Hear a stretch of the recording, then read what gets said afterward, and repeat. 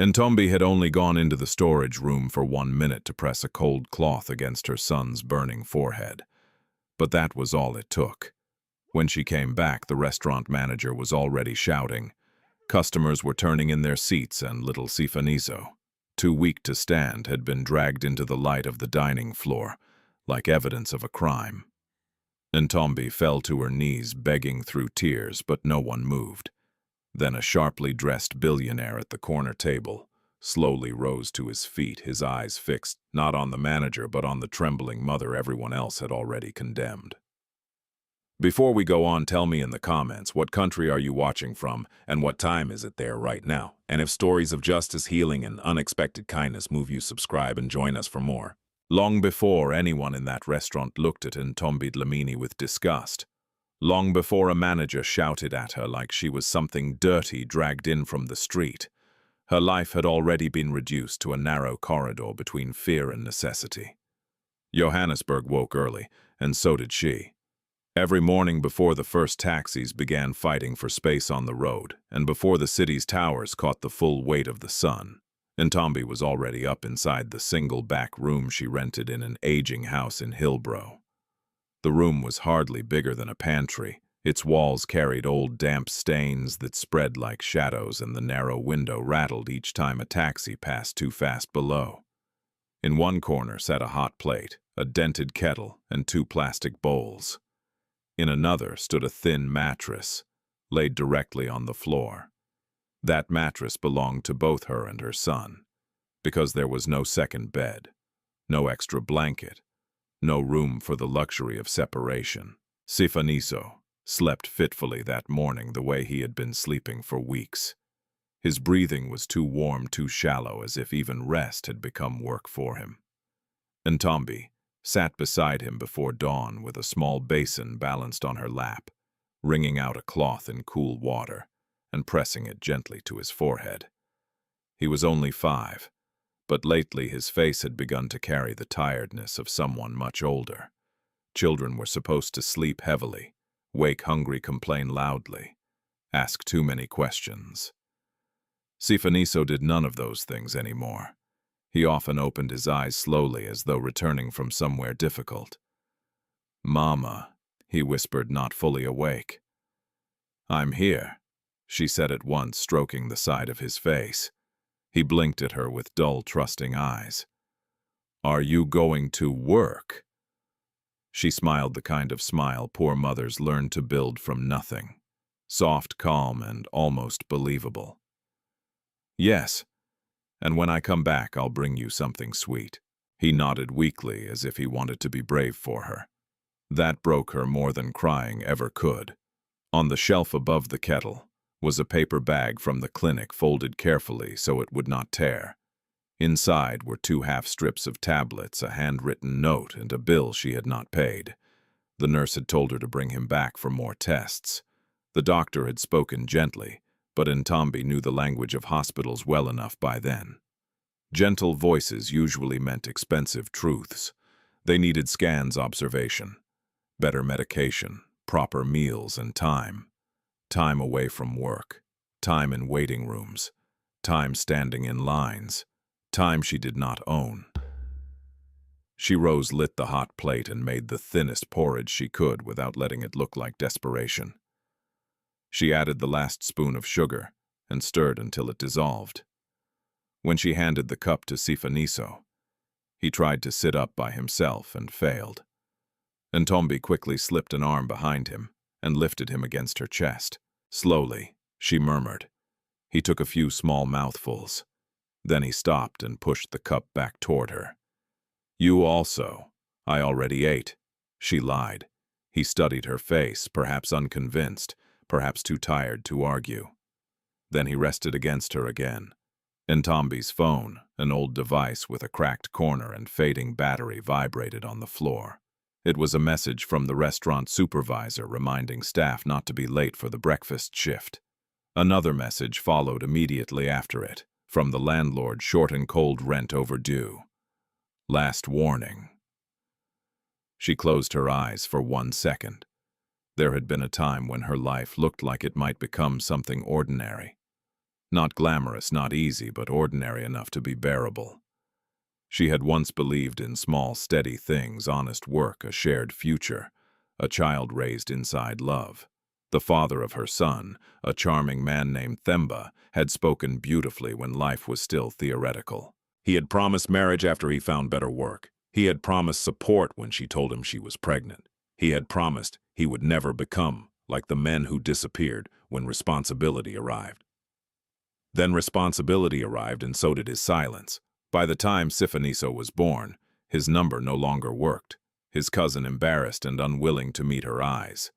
Later told Ntombi that Ntombi had gone to Durban with another woman. There was no forwarding address, no apology, no money folded in an envelope, no last attempt at dignity. Just absence.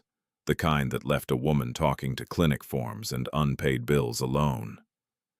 Ntombi had not collapsed when he left. She had done what women like her often did. She had become practical, faster than her heart could heal. She took whatever work she could find, washing uniforms in other people's homes, packing shelves at a corner shop, cleaning hostel corridors, where drunk men sometimes blocked her path for sport. The restaurant job at Melabeni Grill had come almost like mercy. The pay was small, the shifts were hard, and the customers could be cruel. But the tips sometimes saved them, and it was legal work in a place where she at least wore a clean apron and stood under electric light. That job had become the thin wall between survival and collapse. But in the last month, Sifaniso had become too weak to leave with neighbors. The old woman who sometimes watched him downstairs had gone to stay with her daughter in Soweto after falling ill herself. The teenage girl across the alley who occasionally helped had started school exams and could not miss classes. Ntombi had asked 2 other women she knew, but one wanted money up front and the other lived too far away. There was no sister to call, no mother to beg, no aunt to shame into helping. Her own mother had died years earlier in Mpumalanga, and the family ties that remained had thinned into ceremony and distance. So Ntombi began doing the unthinkable, because poverty always moved the line of what was unthinkable. She started taking Sifaniso with her, not into the dining area, never where customers could see. She had found a cramped storage space at the back of the restaurant near the delivery corridor, a place that smelled of onions, dry spices, mop water, and cardboard. It was not safe, not proper, not a place for a sick child, and she knew that with the full shame of a loving mother. But it was sheltered. It had a little fan. She could slip him blankets, water, and bits of bread. Between orders, she could check on him for seconds at a time. Seconds became the only form of care she could still afford. The first day she did it, her hands shook so badly, she almost dropped a tray of tea. The second day, she cried in the staff toilet and wiped her face dry before returning to the floor. By the 4th day, survival had started pretending to be routine. That morning, after washing Sifaniso's face and dressing him in his cleanest shirt, the blue one with the tiny missing button, she wrapped him in a light blanket and lifted him carefully into her arms. He was lighter than he should have been. That frightened her, more than fever. A child should not feel like something life was already beginning to loosen its hold on. Outside, the air carried the usual mixture of dust-fried oil traffic fumes and morning cold. Ntombi locked the room, adjusted Sifaniso on her hip, and walked toward the taxi rank with her handbag apron in fear. The city moved around her with its usual indifference. School children laughed.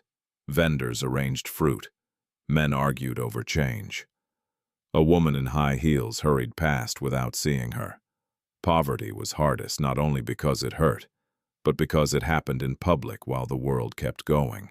At the rank, she climbed into a packed minibus with apologies and careful movements shielding Sifaniso from being bumped too hard. He leaned against her shoulder, too tired to complain about the cramped space. One woman stared, then stared longer when she realized the child was not being taken to school. "He should be in bed," the woman muttered. Not unkindly, but not kindly either. Ntombi swallowed. "I know. No one asked more." In cities, people often sensed pain and stepped around it. Not from cruelty always, but from exhaustion. Everyone was carrying something. When they reached the stop near Malabeni Grill, Ntombi paid with coins counted too carefully and stepped back into the street. The restaurant stood polished and inviting from the outside, all bright glass-painted signage and promises of warm meals. Customers would soon walk in expecting coffee, eggs, soft music, and smiling service. They would not know that one of the women setting their tables had come to work with rent overdue, a clinic bill unpaid, and a feverish child hidden beneath a blanket in her arms. At the alley by the back entrance, Ntombi paused and pressed her lips to Sifaniso's temple. "Be strong for Mama," she whispered. He nodded against her shoulder. She straightened her spine, fixed her face, and stepped inside to begin another day. Built on a secret she prayed would hold just a little longer. By 8 o'clock, Malabeni Grill was already alive with the polished rhythm of hunger being served efficiently. Plates clinked against trays. Cups touched saucers in quick succession. Chairs scraped the tiled floor. The air carried the mixed scent of frying bacon, grilled tomatoes, coffee dish soap, and the sweet-baked smell of fresh muffins warming behind the counter. It was the kind of place where people came to feel briefly cared for before returning to the hardness of the city. Office workers loosened their ties there. Young couples split breakfast platters there. Businessmen made decisions over cappuccinos there. And women like Ntombi moved among them, almost invisibly expected to carry warmth in their voices, no matter what their private lives looked like. She tied her apron, tucked loose strands of hair behind her ears, and began the shift. "Table 4 wants extra toast.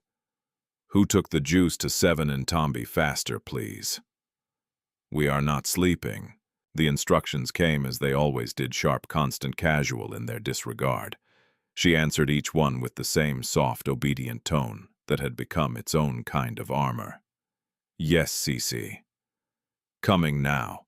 I have it." But even while balancing plates and smiling at customers, half of her mind remained in the storage room.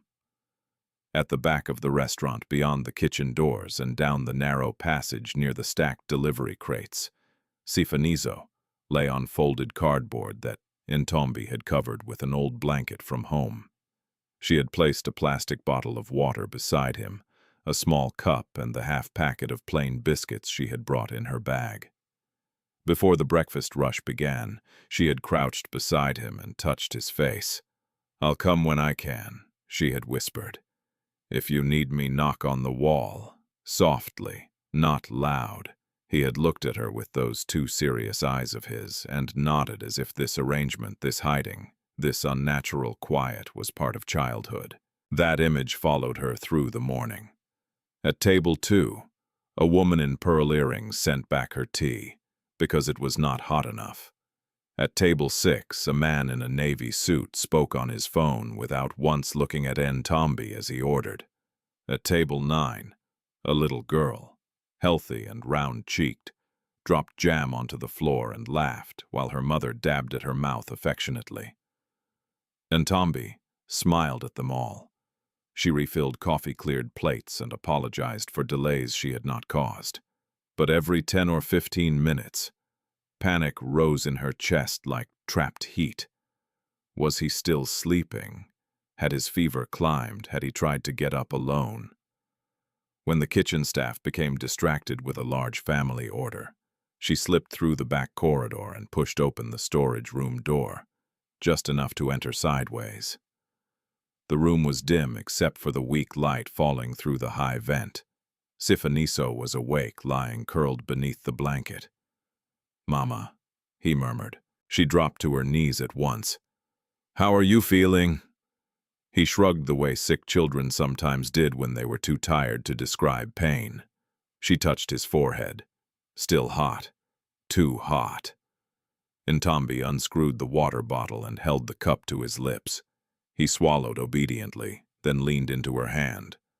"I brought the biscuits. I'm not hungry. You must eat something." He took one because she asked, not because he wanted it. He chewed slowly, then stopped halfway through, and rested again. Ntombi looked at him with the quiet terror she had learned to hide from everyone else. He had not always been like this. Before the sickness deepened, Sifaniso had loved small, noisy things. He loved chasing bottle caps with a stick in the yard. He loved counting taxis by color. He loved pretending the cracked paving stones outside their room were islands in a dangerous sea. Now even lifting a biscuit seemed like effort. "I will come back soon," she said. His fingers closed weakly around the edge of her apron before she rose. "Don't be long." The plea was so small it nearly undid her. Back on the floor, the noise of the restaurant hit her like a second world. The cook shouted for pickups. The cashier argued with a supplier over a short delivery. Someone in the corner laughed too loudly. Ntombi moved faster to make up for the minute she had stolen for motherhood. Her co-worker, Zanele, noticed. Zanele Kumalo had the kind of beauty that drew attention even when she was in uniform. Her braids were always neat. Her lipstick always fresh, her posture always sharpened by self-awareness. She had worked at Malabeni Grill, longer than Ntombi, and liked people to remember it. She disliked anything that threatened her standing, including sympathy being directed toward someone else. That morning, Zanele had already seen Ntombi disappear twice. "You are becoming very busy in strange places," she said when they crossed near the drink station. Ntombi kept arranging glasses. "I only went to the back for stock." Zanele's brows lifted. "Stock? Since when do waitresses fetch stock? We have boys for that." Ntombi forced a small shrug. "I was helping." Zanele leaned closer, lowering her voice. "Helping yourself to something." The accusation was light in tone, but not in meaning. Ntombi looked at her then. "No. Zanele straightened and reached for a tray. "Just be careful. Mr. Ndlovu is already in a bad mood." Mr. Ndlovu, the manager, was a man who seemed to believe authority increased when kindness disappeared. He wore crisp shirts, polished shoes, and an expression of permanent offense as though the staff existed mainly to disappoint him. He liked reminding the waitresses that many girls would happily take their places. Whenever tips were low or orders delayed, his anger moved downward. When customers praised service, he accepted the credit upward. Ntombi had learned long ago not to expect fairness from him, only patterns. That morning, his pattern was particularly sharp. "Why is table 3 still uncleared? Why are you walking like you are carrying a mountain smile properly, Ntombi? Customers do not pay to be served by funerals." She murmured apologies and kept moving. Around 10:30, the breakfast rush eased slightly, leaving a thin breathing space before lunch preparations began. Ntombi used that pause to check her phone. There was no missed call from the clinic, no message offering help, only another text from the landlord. "By weekend I need payment, no more stories." She stared at the words until they blurred. Her rent was not even the largest debt anymore, but it was the one closest to immediate disaster. If they were thrown out, where would she take Sifaniso in his condition? A shelter.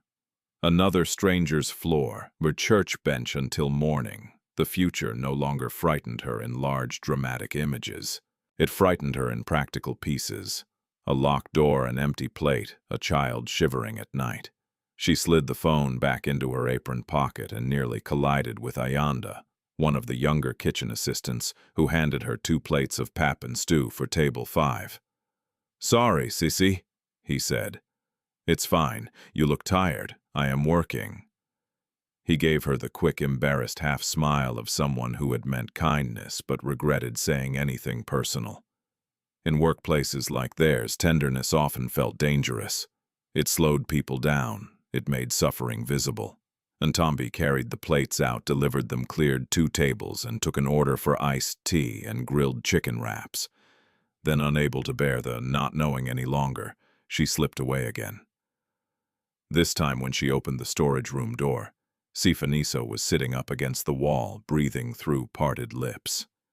"Mama." She moved to him instantly. "What is it?" My chest hurts." The words fell softly, but they hit her like a blow. She set down the tray cloth she had brought and pressed her hand to his chest as though a mother's palm could read what medicine had not yet named. His skin was damp. Sweat clung at his hairline.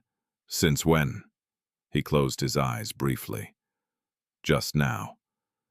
Ntombi swallowed, rising panic. "Breathe slowly for me." He tried.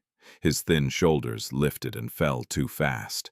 She glanced toward the door, toward the corridor beyond it, toward the whole impossible machinery of the restaurant that demanded she return at once and pretend she was only an employee. For one desperate second she imagined gathering him up and leaving. Just walking out.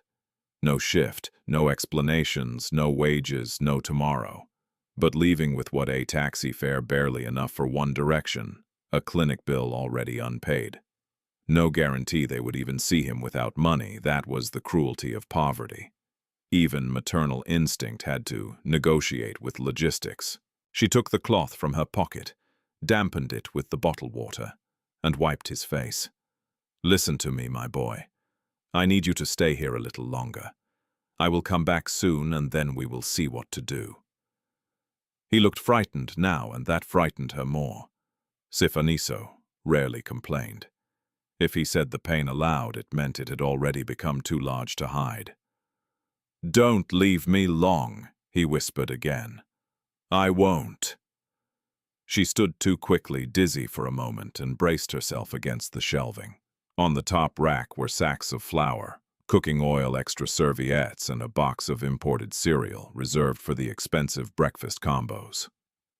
So much food, so much order, so much polished abundance, and her son sat sick on the floor between all of it.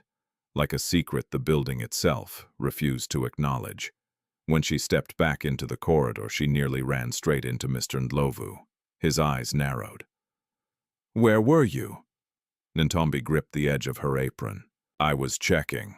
"Do not lie to me," he snapped. "I have been looking for you. Table 8 has been waiting. Customers are complaining and you vanish. I'm sorry, sir. It won't happen again." He held her gaze for a long second, suspicious now. His nostrils flaring with the pleasure some people found in sensing weakness. "It had better not," he said, "because I am beginning to think your mind is not on your work." Ntombi lowered her eyes. "Yes, sir." He turned and walked away, but not before glancing once toward the half-closed storage room door. That glance sat cold in her stomach. She returned to the dining floor with her pulse drumming in her ears. Zanele was watching from the cutlery station. Not openly, not enough to be called out, but with the sly patience of someone collecting pieces of a story she planned to use later. By lunchtime, Ntombi's hands were still steady, but only because fear had become muscle memory. Inside, everything was slipping. Her son was getting worse. The manager had started noticing, Zanele had started circling, and the secret she had balanced day after day with prayer speed and sheer desperation was beginning to crack under its own weight. Still, she kept moving. She had no choice. By early afternoon, the light inside Malabeni Grill shifted. Morning brightness softened into a slower, more reflective glow as sunlight angled through the tall front windows, stretching long shadows across the polished floor. The noise dipped from chaotic urgency into something more controlled, more deliberate. Lunch customers arrived with measured hunger business meetings, quiet conversations, decisions wrapped in calm voices. It was the kind of hour where details mattered more, where service was expected to be smooth and visible, almost graceful. It was also the hour he walked in. Sibusiso Mathembu did not enter with noise or announcement. There were no bodyguards pushing doors open, no raised voices, no spectacle that marked him as a man whose name carried weight in boardrooms and newspapers. He wore a simple tailored suit, charcoal gray clean lines, no excess. His watch was understated, but expensive. His shoes made almost no sound against the floor. Only those who understood presence would have noticed him immediately. The hostess smiled politely, unaware of who stood before her. "Welcome, sir. Table for one, yes." He replied, his voice calm, steady, without urgency. She led him to a corner table near the glass, one of the quieter spots where the city could still be seen moving outside. From there he had a full view of the restaurant, the flow of staff, the arrangement of tables, the rhythm of service. He did not sit like a man looking for comfort. He sat like a man observing patterns. Sibusiso Mathembu owned interests in multiple restaurants across the city, including silent shares in Mahalabeni Grill. But unlike other investors who relied solely on reports and numbers, he preferred to see things with his own eyes. Systems, he believed, revealed themselves best when they did not know they were being watched. A menu was placed before him. He barely glanced at it. His attention had already moved elsewhere. Ntombi was at table 5, taking an order from a young couple. She stood straight, nodded at the right moments, wrote carefully, and repeated their request with polite precision.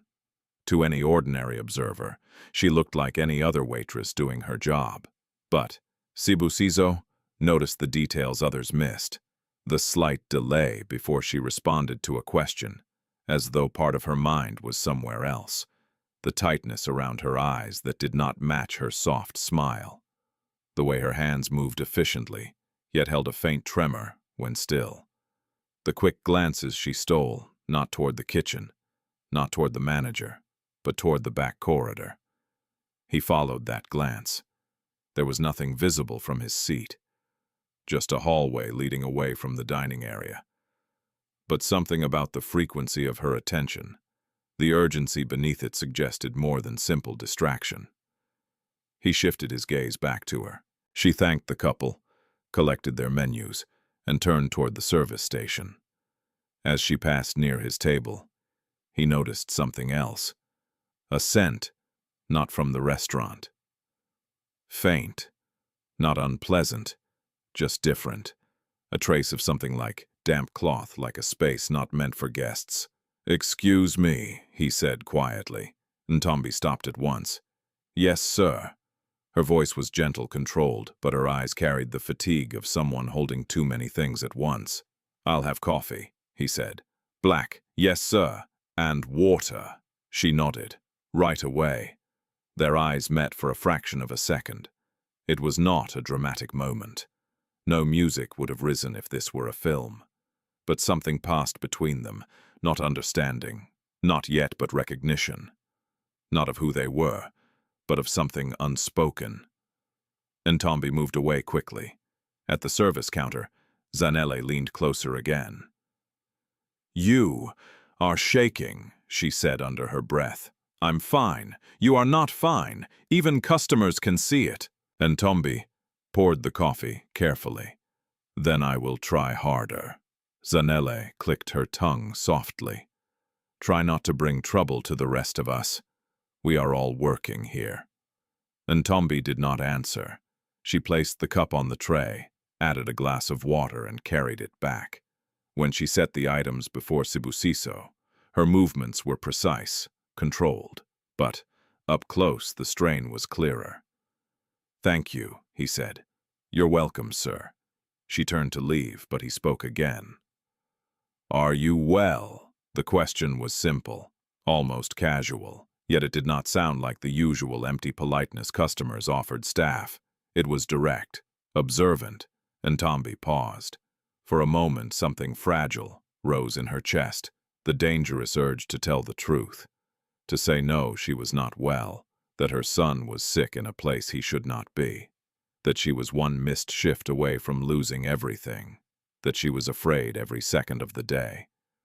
But survival had taught her silence. "I'm fine, sir," she said. He held her gaze a second longer, as if weighing the words against what he could see.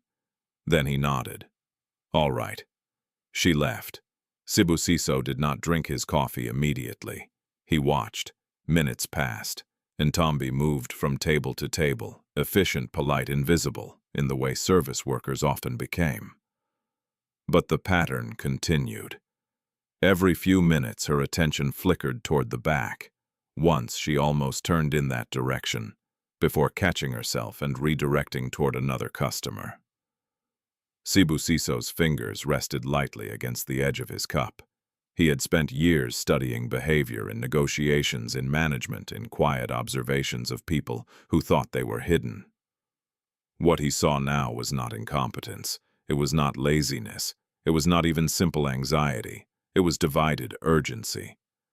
The kind that came when someone was trying to be in two places at once, knowing that failing either place would cost them something they could not afford to lose. He lifted the coffee and took a slow sip.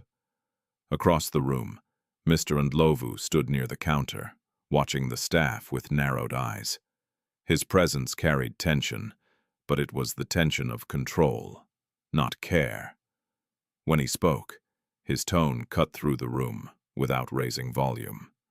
"Speed up, please. We are not running a village here." A few customers glanced up, then returned to their meals.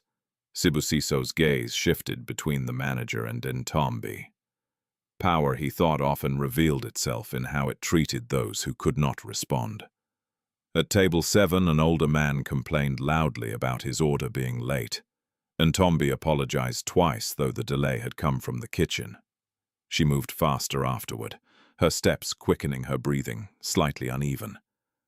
Then, without warning, she froze. It was subtle, barely noticeable, unless one was watching closely. Her body stilled for a fraction longer than normal, her eyes flicking toward the corridor again, this time with something sharper, fear.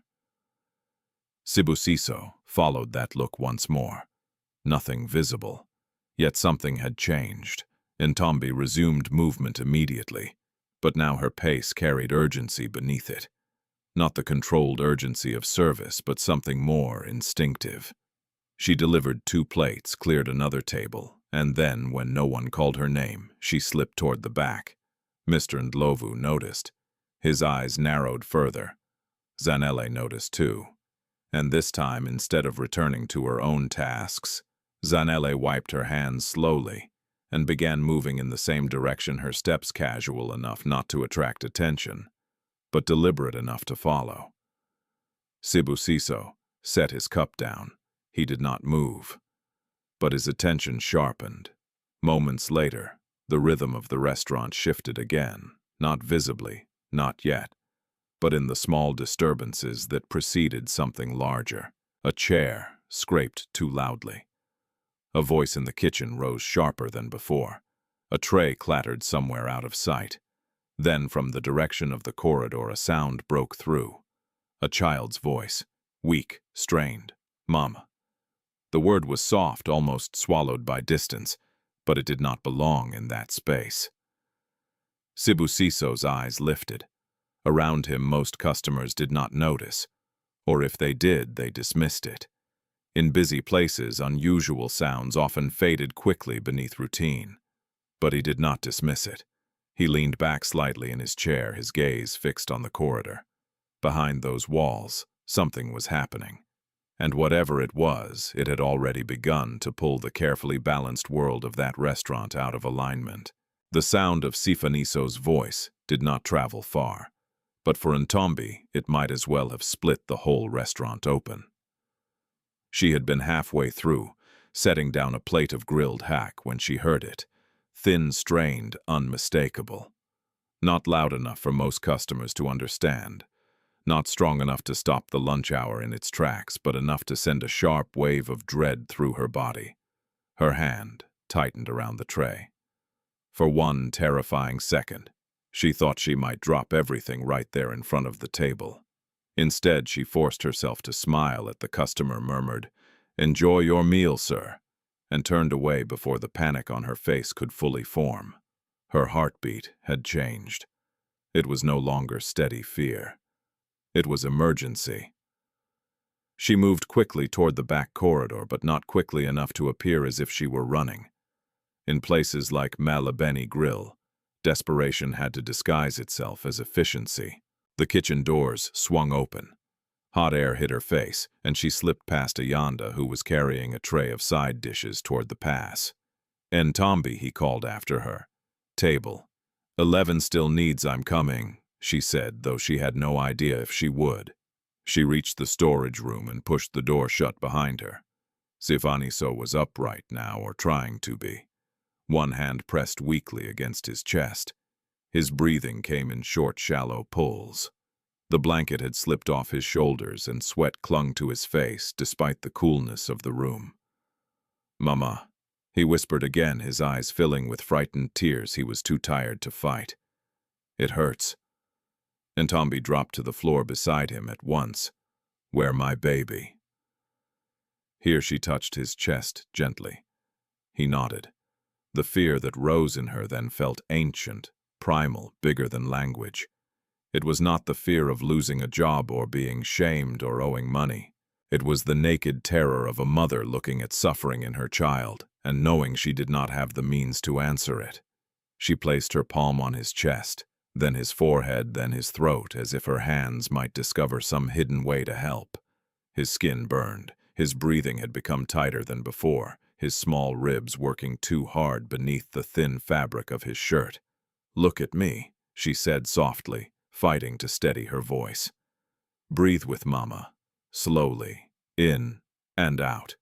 He tried, but each breath seemed to snag on something invisible. Ntombi unscrewed the bottle and tipped a little water into the cup. "Drink." He swallowed one sip, then turned away weakly. For one wild moment, she considered leaving everything behind and carrying him straight out to the clinic. But the clinic had already warned her they could not continue treatment without payment for the tests. And the public hospital, if she could even reach it in time, meant queues, waiting rooms, forms, and hours they might not have. Still, the thought formed with brutal clarity. This cannot continue. The door handle moved. Ntombi turned so fast her knee struck a crate. The door opened a few inches, then wider. Zanele stood there. For a second, neither woman spoke. Zanele's eyes moved from Ntombi's face to the child on the floor, then to the water bottle, the blanket, the biscuits, the cardboard makeshift bed. Surprise came first, but surprise in some people never stays innocent for long.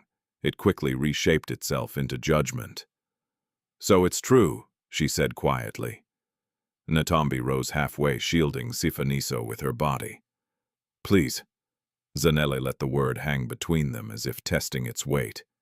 "You brought a child here. He is sick. I can see that. I had no one to leave him with." Zanele crossed her arms. "So you hid him in the storeroom, in a restaurant. Have you lost your mind?" Ntombi swallowed, her throat thick. "Please, Zanele, I'm begging you. Just let me finish today. I will find another way." Zanele gave a short, disbelieving laugh. "Another way? You should have found another way before bringing this mess here. He's my son. And this is my workplace, too," Zanele shot back. "Do you know what happens if customers find out? If management says we all knew, we will all suffer because of your secret." Ntombi took one step forward. Her hands were trembling now, but she folded them together anyway because dignity was a luxury she had no use for in that moment. "Please don't tell Mr. Ndlovu yet. Let me get through this shift. I only need today's pay. I only need a little time." Zanele stared at her. There was no softness in her face, but there was calculation. Ntombi could almost see it happening. The weighing of pity against resentment, of human sympathy, against the bitter satisfaction of finally having something over her. "You always act so quiet," Zanele said. "Like you are better than everyone, because you don't gossip, because you smile and suffer in silence and make people feel sorry for you. Now look." Ntombi felt the sting of that more sharply than she expected. She had never imagined her silence could be interpreted as pride. But suffering was often misunderstood by those who had spent too long competing for scraps themselves. "This is not about that," Ntombi said. "It is about rules. No, it is about survival." For one moment, very brief, something unreadable crossed Zanele's face. Maybe discomfort, maybe memory, maybe the faint recognition that all poor women lived closer to each other's worst choices than they liked to admit. But whatever it was, it vanished quickly, Before she could answer, footsteps approached in the corridor. Ntombi's blood ran cold. Mr. Ndlovu's voice came first, sharp and irritated. "Zanele. Why are you not on the floor?" Zanele did not move away from the door. Ntombi turned back towards Sifaniso. He was looking between them, frightened now not only by pain but by the tension in the room. "Mama." "Shh," Ntombi whispered, kneeling beside him again as if that could somehow erase what had already been seen. Mr. Ndlovu pushed the door wider. The smell of dry goods and detergent met him first.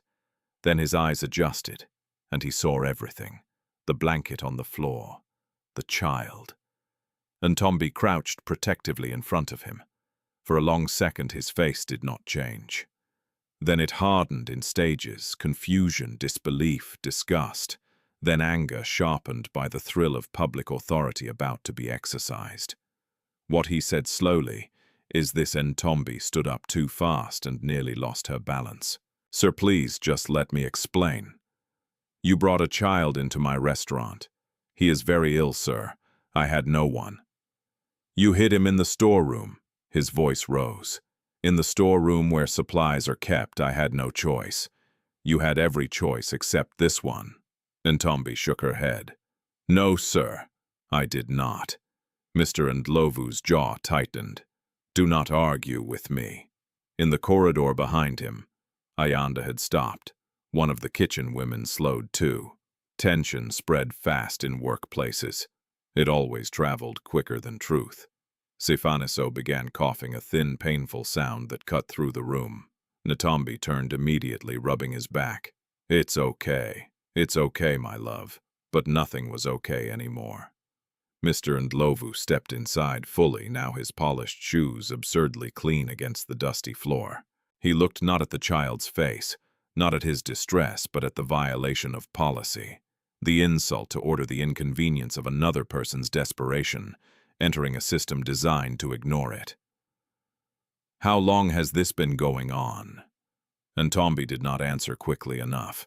"How long?" he repeated. "Some days." Some days." He gave a harsh laugh. "You have been using this restaurant as a creche for some days." "No, sir. He only stays hidden. He doesn't touch anything. I clean the space. I watch him when I can." "When you can." Mr. Ndlovu turned towards Zanele and the others gathering outside. "Do you hear this?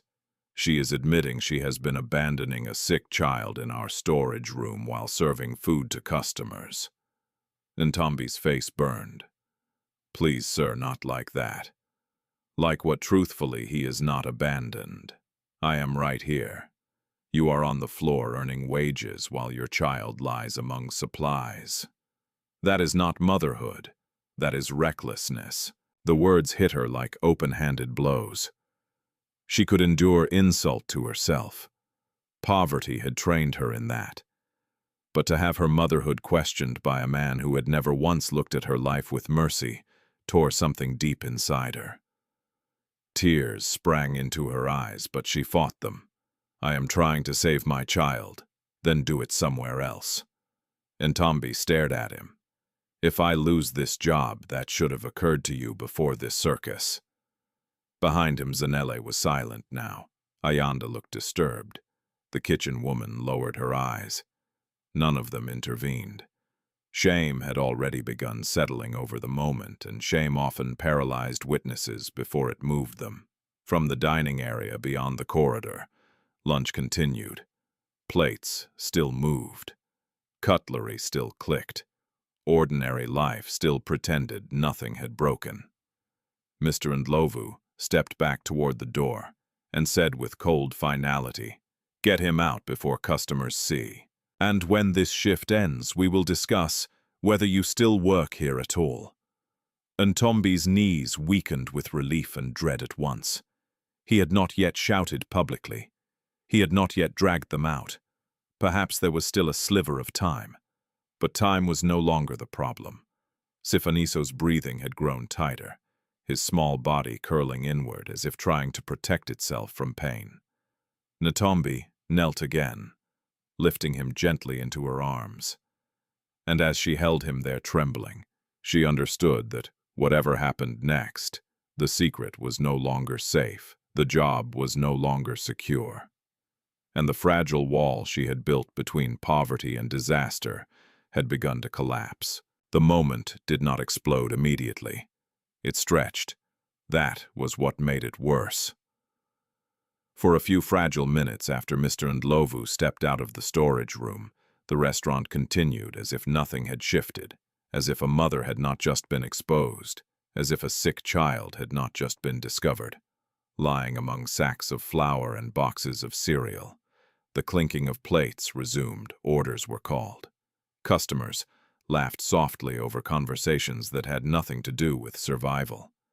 But inside Ntombi, everything had already broken open. She held Sifaniso tightly against her chest, his small body warm to warm his breath, brushing unevenly against her neck. He had grown quieter now, not because the pain had eased, but because it had settled into something heavier. "Mama," he whispered. "I'm here," she said, her voice trembling despite her effort to steady it. "I'm here." She stood slowly, adjusting his weight in her arms. The blanket slipped slightly, and she pulled it back around him with careful hands. Her mind raced ahead, searching for options that kept collapsing before they formed. She could leave now, walk out the back door, forget the shift, forget the wages. But then what? The clinic bill still waited, the rent still waited. The city did not soften just because a woman made a desperate choice. She could try to finish the shift, stay, endure, collect her pay. But how could she leave him here now? How could she pretend everything was normal when his breathing had changed like this? There were no good decisions, only different kinds of loss. Ntombi stepped out into the corridor, Sifaniso in her arms. Immediately, the air felt heavier. Ayanda was still there, frozen between movement and hesitation. The kitchen woman pretended to focus on wiping a surface that was already clean. Zanele leaned against the wall. Arms folded her face, unreadable now, as if the situation had grown too large even for her earlier certainty. And at the end of the corridor stood Mr. Ndlovu, waiting. "Bring him," he said sharply. Ntombi hesitated. "Sir, please bring him," he repeated louder this time. She walked forward. Each step felt like walking into something irreversible. When they reached the threshold between the corridor and the dining area, Ntombi paused again. She could feel it, the invisible line between hidden struggle and public exposure. Once crossed, there would be no return to quiet suffering. Everything would be seen, judged, interpreted by people who had no understanding of how she had arrived there. "Go," Mr. Ndlovu said coldly. Ntombi stepped into the dining area. At first, only a few heads turned. A woman near the window glanced up, her fork halfway to her mouth. A man paused mid-conversation. Then more people noticed the sight of a waitress holding a sick child, wrapped in a blanket, where no child should be. The room shifted. Conversation lowered. Eyes followed.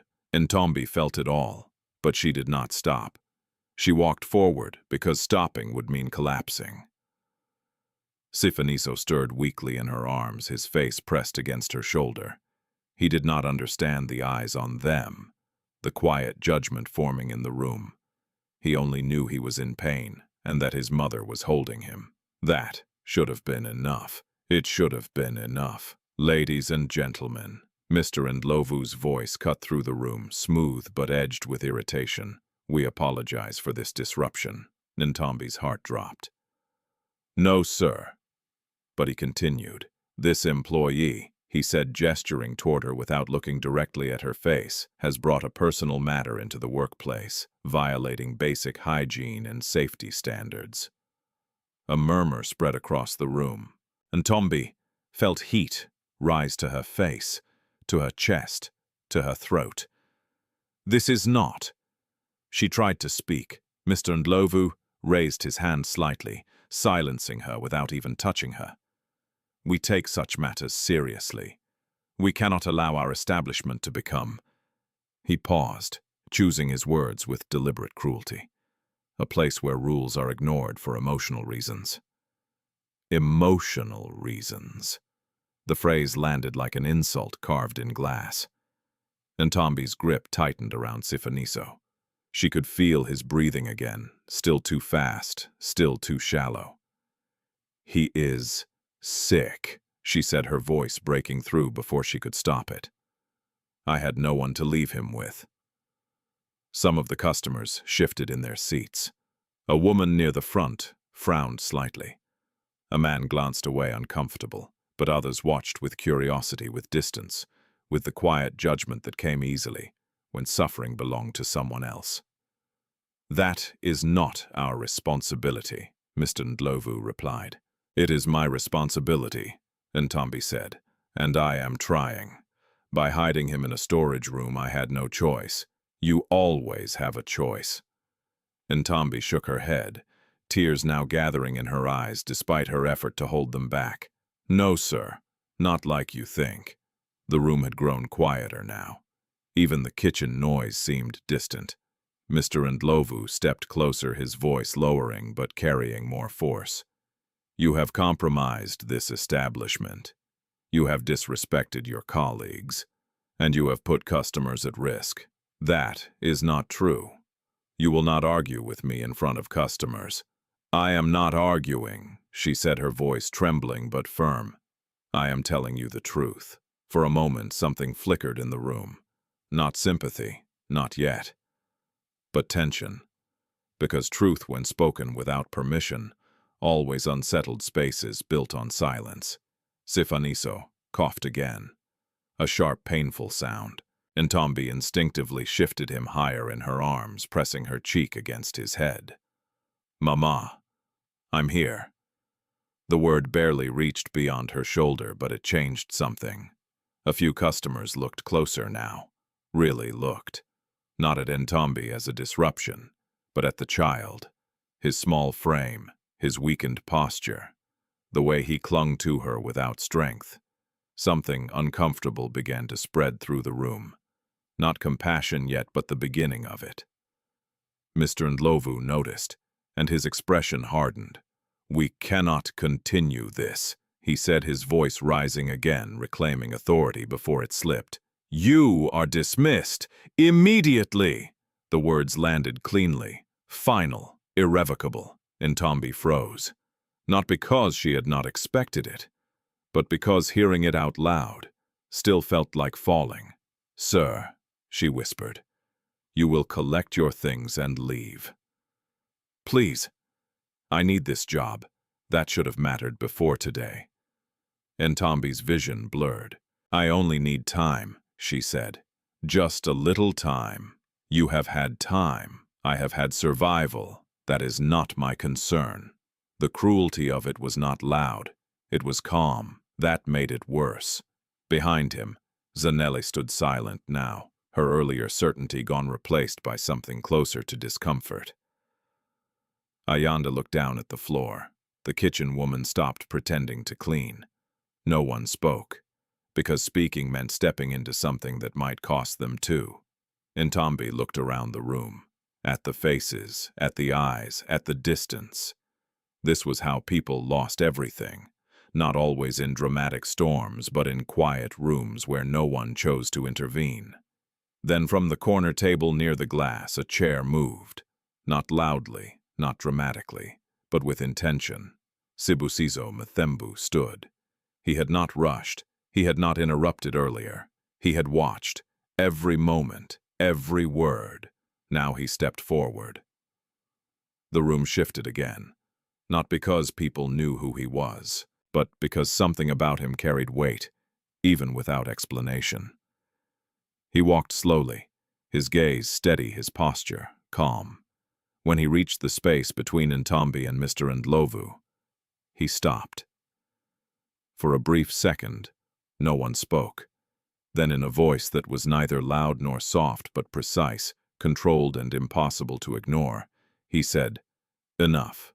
The word did not echo, but it settled over the room like something heavier than sound. Mr. Ndlovu turned, irritation flashing.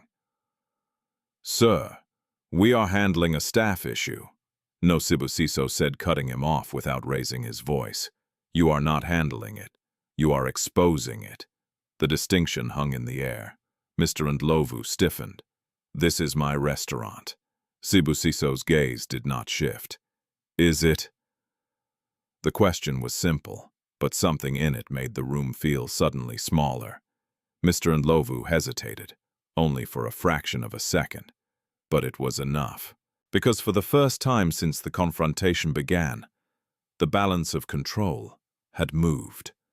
Not loudly, not dramatically, but unmistakably, and in that shift, something new entered the room. Not yet justice, not yet resolution, but the first real crack in the structure that had allowed Ntombi to be humiliated in silence. Sibusiso turned slightly, his eyes moving to Ntombi and the child in her arms. And in that moment, he was no longer just a man observing a system. He was a man about to change it. For a few suspended seconds after Sibusiso said enough, no one in Malabeni Grill seemed to know how to breathe normally. Mr. Ndlovu stood stiffly, his face caught between offense and uncertainty. The customers who had been watching now looked openly from one man to the other, sensing that something larger than a workplace quarrel had just entered the room. Even the staff who had spent so long measuring their lives by who held power and who did not seem to understand that the air had shifted. Ntombi felt it too, but she did not trust it. Hope had become dangerous in her life. It arrived wearing promises and left carrying pieces of her. So even as Sibusiso stood between her and the manager, even as his voice had stopped the humiliation mid-motion, she held Sifaniso tighter and prepared herself for disappointment. A wealthy man, noticing injustice, did not mean a wealthy man would carry its consequences. Mr. Ndlovu recovered first, though not completely. "Sir," he said, forcing politeness back into his tone, "with respect, this matter concerns staff misconduct, health violations, and customer safety. I apologize that you had to witness it." Sibusiso did not move. "What I witnessed," he replied, "was a sick child and a mother being shamed in public when what was needed first was medical help." Mr. Ndlovu's jaw tightened. Compassion does not erase protocol, and protocol does not erase humanity. The words landed with quiet force. A few customers shifted in their seats. One woman lowered her eyes into her cup. An older man near the back folded his newspaper without reading the page. The room had become a mirror, and some people did not like what it showed them. Mr. Ndlovu gave a short, controlled breath. "Sir, if you have concerns, you may direct them to management later. Right now, I need this employee to leave the premises." Sibusiso's gaze stayed on him. "She is leaving, with her child, to get help." "That is exactly what I said." "No," Sibusiso answered. "You said she was dismissed." The distinction sharpened the silence again. Ntombi stood frozen, hardly able to follow the exchange through the pounding in her chest. Sifaniso's cheek was hot against her shoulder. She could feel how tired he was, how fragile the small weight of him had become. Every second spent standing in that room felt stolen from something more urgent. Sibusiso turned to her then, and his voice changed. Not softer, just more human.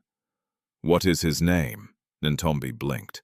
The question was so simple, it almost broke her.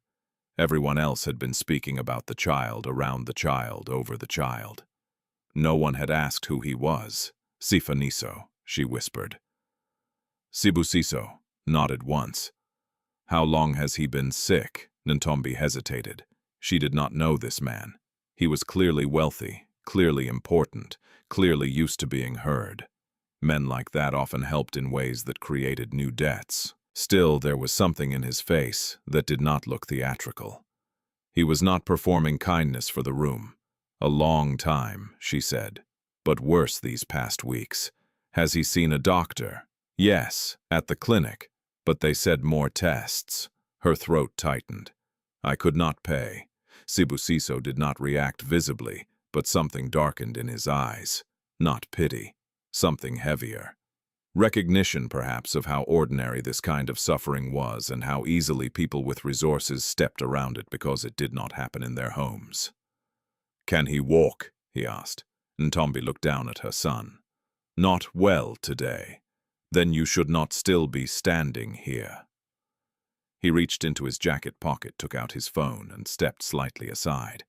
His voice was low when he spoke into it, efficient and calm. "Bring the car to the front, now, and call Dr. Maseko at Rosebank Private.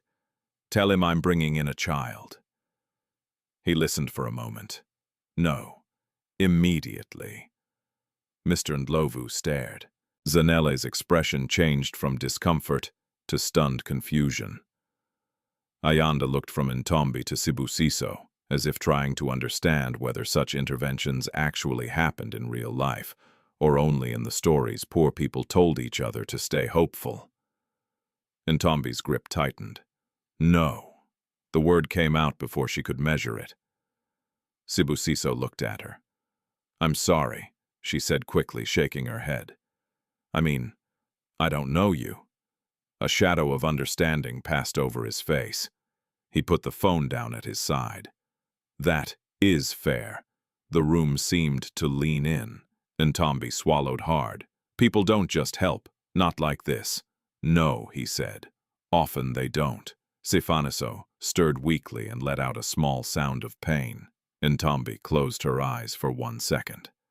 The argument in her chest became unbearable fear of trusting a stranger against the unbearable. Greater fear of doing nothing. Sibusiso spoke again, but not for the room. For her. "You do not need to trust me completely," he said. "You only need to decide whether your son needs help now." The truth of it struck cleanly. Ntombi looked at Sifaniso's face. His lips were dry. His eyes were half closed. He was not merely tired anymore. He was fading into that dangerous quiet. Children entered, when their bodies had spent too much time fighting. "Yes," she whispered, almost to herself.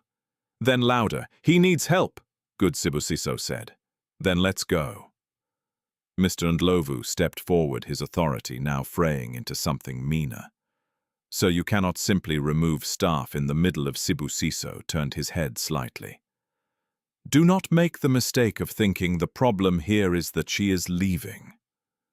The calm in his tone was more humiliating than shouting would have been. Mr. Ndlovu stared at him suddenly, unsure of how far to push. He still did not know exactly who this man was, only that the room had begun to align itself around him in ways that felt dangerous. Sibusiso faced Ntombi again. "Come." She moved because standing still had become impossible. As she passed through the dining area with Sifaniso in her arms, the customers parted with their eyes, if not their bodies. Some looked guilty now, others curious. One young woman at a table by the glass quietly rose and opened the door before Ntombi reached it. Ntombi managed a strained nod of thanks, and the woman nodded back without speaking. Outside, the Johannesburg afternoon hit them with bright, harsh light and the smell of traffic heat and pavement dust. A black luxury SUV pulled up almost at once. The driver stepped out quickly and opened the rear door. Ntombi stopped again. She had never been this close to a vehicle like that, except when it passed her on the street, sealed and untouchable. The polished paint reflected her own image back at her worn apron, tired face, hair coming loose, child in her arms, humiliation still clinging to her like smoke. Sibusiso seemed to read the hesitation. "You sit with him in the back," he said. "I'll be in front." That more than anything calmed her a little. He was not trapping her beside him, not crowding her fear with authority.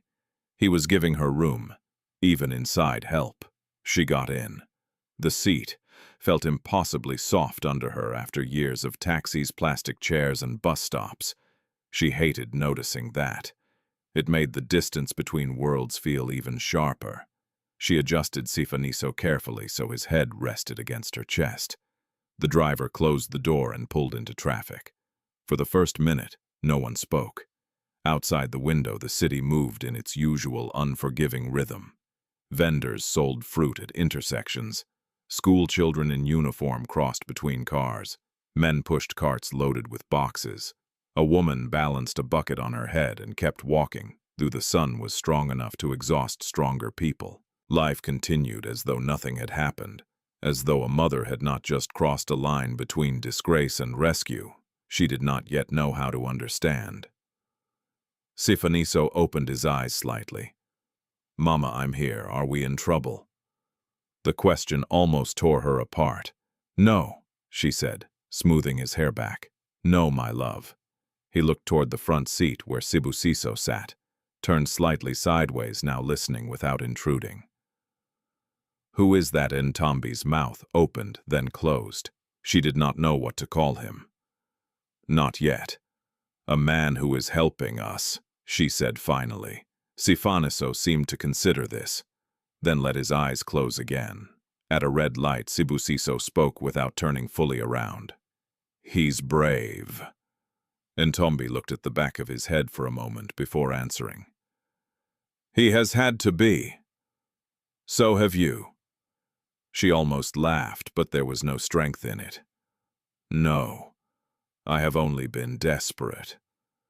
"Those are often mistaken for each other," he said. The light changed. The car moved on. Ntombi stared out the window, her fingers resting over Sifaniso's thin back, counting his breaths, without even realizing she was doing it. She did not know who Sibusiso Mthembu truly was. She did not know what he wanted, what this help might cost, or whether the world would punish her later for accepting it. But she knew one thing with painful clarity. For the first time in a long while, she was not carrying her son's suffering alone. And somewhere beneath the fear, beneath the exhaustion, beneath the shame of what had just happened, something small and fragile began to stir. Not trust. Not yet. Just the faintest beginning of relief. The hospital did not look like the places Ntombi knew. Everything about it felt controlled, polished, almost unreal. The floors shone like mirrors. The air smelled faintly of antiseptic and something softer beneath it, clean linen perhaps, or filtered air that had never known dust. The lighting was bright, but gentle, not the harsh flickering glow of overcrowded public clinics. Even the silence felt different here, as if pain was allowed to exist but not to shout. Ntombi stepped out of the car, slowly, still holding Sifaniso close. Her legs felt weak, not only from exhaustion but from the strange disorientation of entering a place that did not resemble her reality. She had learned to move confidently through crowded taxis, narrow alleys, busy markets, but this kind of quiet, ordered space made her feel exposed in a different way. The driver walked ahead to open the glass doors. Inside, a nurse in a neat uniform looked up immediately, not with irritation, not with impatience, with attention. "Good afternoon," the nurse said. "Are you here for Dr. Maseko?" Sibusiso had already stepped forward. "Yes." "I called ahead." The nurse nodded and gestured toward a private consultation area. "He's expecting you." No forms shoved into Ntombi's hands. No long queue. No one asking for payment before even looking at the child. The ease of it made her uneasy. She followed anyway. Sifaniso stirred weakly as they moved through the corridor. His breathing had not improved. If anything, it sounded tighter now, as though each inhale had to push through resistance. "It's okay," Ntombi whispered into his hair. "We're here." But she did not yet know what here meant. They entered a consultation room where a middle-aged man in a white coat stood reviewing something on a tablet. He looked up at once when they came in. "Mr. Mthembu," he said, his tone respectful, but not exaggerated. Then his attention moved immediately to the child. "This is Sifaniso," Sibusiso said. "He needs to be seen now." The doctor nodded. "Of course." He stepped closer, his movements calm, practiced, but not rushed. That alone unsettled Ntombi again. In her experience, doctors either hurried through patients like numbers or slowed down only when the situation had already become too serious. "May I?" he asked gently, gesturing toward the child. Ntombi hesitated for a fraction of a second, then nodded. The doctor placed a hand lightly on Sifaniso's chest, then checked his pulse, his temperature, his breathing. His expression did not change dramatically, but Ntombi noticed the slight tightening around his eyes, the kind of detail a mother learned to read when words were not yet spoken. "How long has he been like this?" the doctor asked. "A few weeks, but worse today," Ntombi said, her voice barely steady. "Has he been diagnosed with anything?" "They said they needed tests. I could not." She stopped. The doctor nodded once as if he had heard that sentence many times before. "All right. We'll run those tests now." He turned to the nurse. "Prepare pediatric assessment. Blood work, imaging, oxygen support." The nurse moved immediately. Everything began to happen at once. A small bed was brought in, soft but firm, clean sheets, equipment Ntombi did not recognize but instinctively feared. Sifaniso was gently lifted from her arms and placed on the bed. He whimpered weakly at the movement, his hand reaching instinctively for her. "I'm here," she said quickly, stepping closer, holding his hand. A small oxygen mask was placed over his face. The sight of it sent a sharp wave of panic through her chest. "Is it that bad?" she asked, her voice breaking. The doctor looked at her, not avoiding, not softening too much either. "He needs support to breathe properly. We are helping him, helping." The word felt fragile. Ntombi stood frozen beside the bed, watching as machines beeped softly, as nurses moved with quiet efficiency, as her son's small chest rose and fell under watchful eyes that were not distracted, not impatient, not dismissive. This was what care looked like when it was not rationed, and it terrified her, because it reminded her how little she had been able to give him before. She pressed her hand gently over Sifaniso's, her thumb brushing his fingers. "I'm here." She repeated more to herself now than to him. Behind her, Sibusiso stood near the door. He had not stepped forward again. He had not taken control of the room.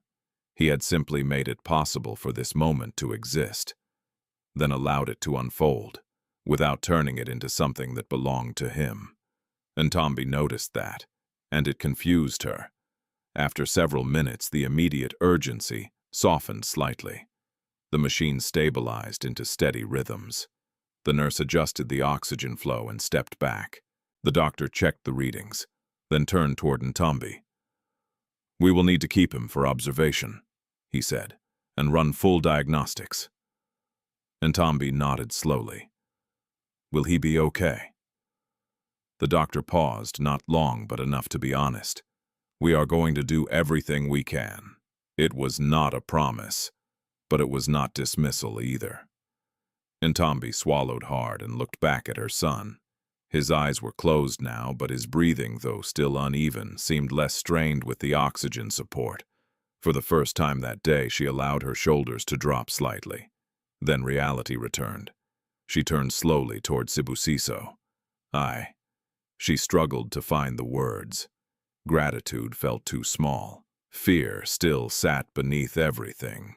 "You didn't have to do this," she said. "No," he replied. "I didn't." Silence followed. Ntombi looked at him carefully now, really looking for the first time. He did not carry himself like a man expecting praise. He did not seem interested in being seen by others in the room. His focus remained steady, grounded, almost quiet. Why, she asked. It was not suspicion alone. It was confusion, because kindness without explanation had never been part of her experience. Sibusiso took a moment before answering. "Because I was there," he said simply. "That's not enough. It should be." Ntombi shook her head slightly. "People see things like that every day. They don't step in. I know." "Then why did you?" Sibusiso's gaze shifted briefly toward Sifaniso. then back to her. "Because not stepping in would have been easier," he said, "and I've had enough of easy choices." The answer did not fully explain him, but it did not feel false either. Ntombi looked down at her hands. They were still trembling slightly. "I don't know how to trust this," she admitted quietly. "You don't have to," he said. "Not today." She looked up. "What you need today is for your son to get better," he continued. "Everything else can come later." The simplicity of it disarmed her more than any grand gesture could have. No pressure, no expectation, no immediate claim over her gratitude, just time. Time she had not had in weeks. Ntombi turned back to the bed. Sifaniso's breathing had steadied further. The tightness in his chest seemed to ease slightly under the controlled flow of oxygen. His small hand still rested in hers, warm but less tense. She exhaled slowly. For the first time since the morning, she was not counting every second against disaster. But peace did not come fully. Because beneath the relief, questions remained. What would this cost? What would happen after today? Would this help turn into something else she could not escape? And perhaps the most frightening question of all. What if this was real? What if just once help did not come with humiliation waiting behind it? Ntombi closed her eyes briefly. She did not have the strength to answer those questions yet, so she stayed where she was, beside her son, holding his hand, letting the machines breathe with him. And for the first time in a long while, she allowed herself to sit inside a moment that was not immediately collapsing, even if she did not yet know how long it would last. Night settled slowly over Johannesburg, but inside the hospital time moved differently. The pediatric ward did not sleep. It dimmed. Lights softened instead of switching off completely. Footsteps became quieter. Voices lowered into careful tones. Machines continued their steady language of beeps and soft alerts.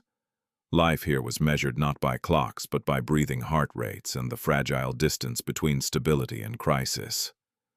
Ntombi sat beside Sifaniso's bed, her body finally still, but her mind unable to follow. She had not moved for a long time.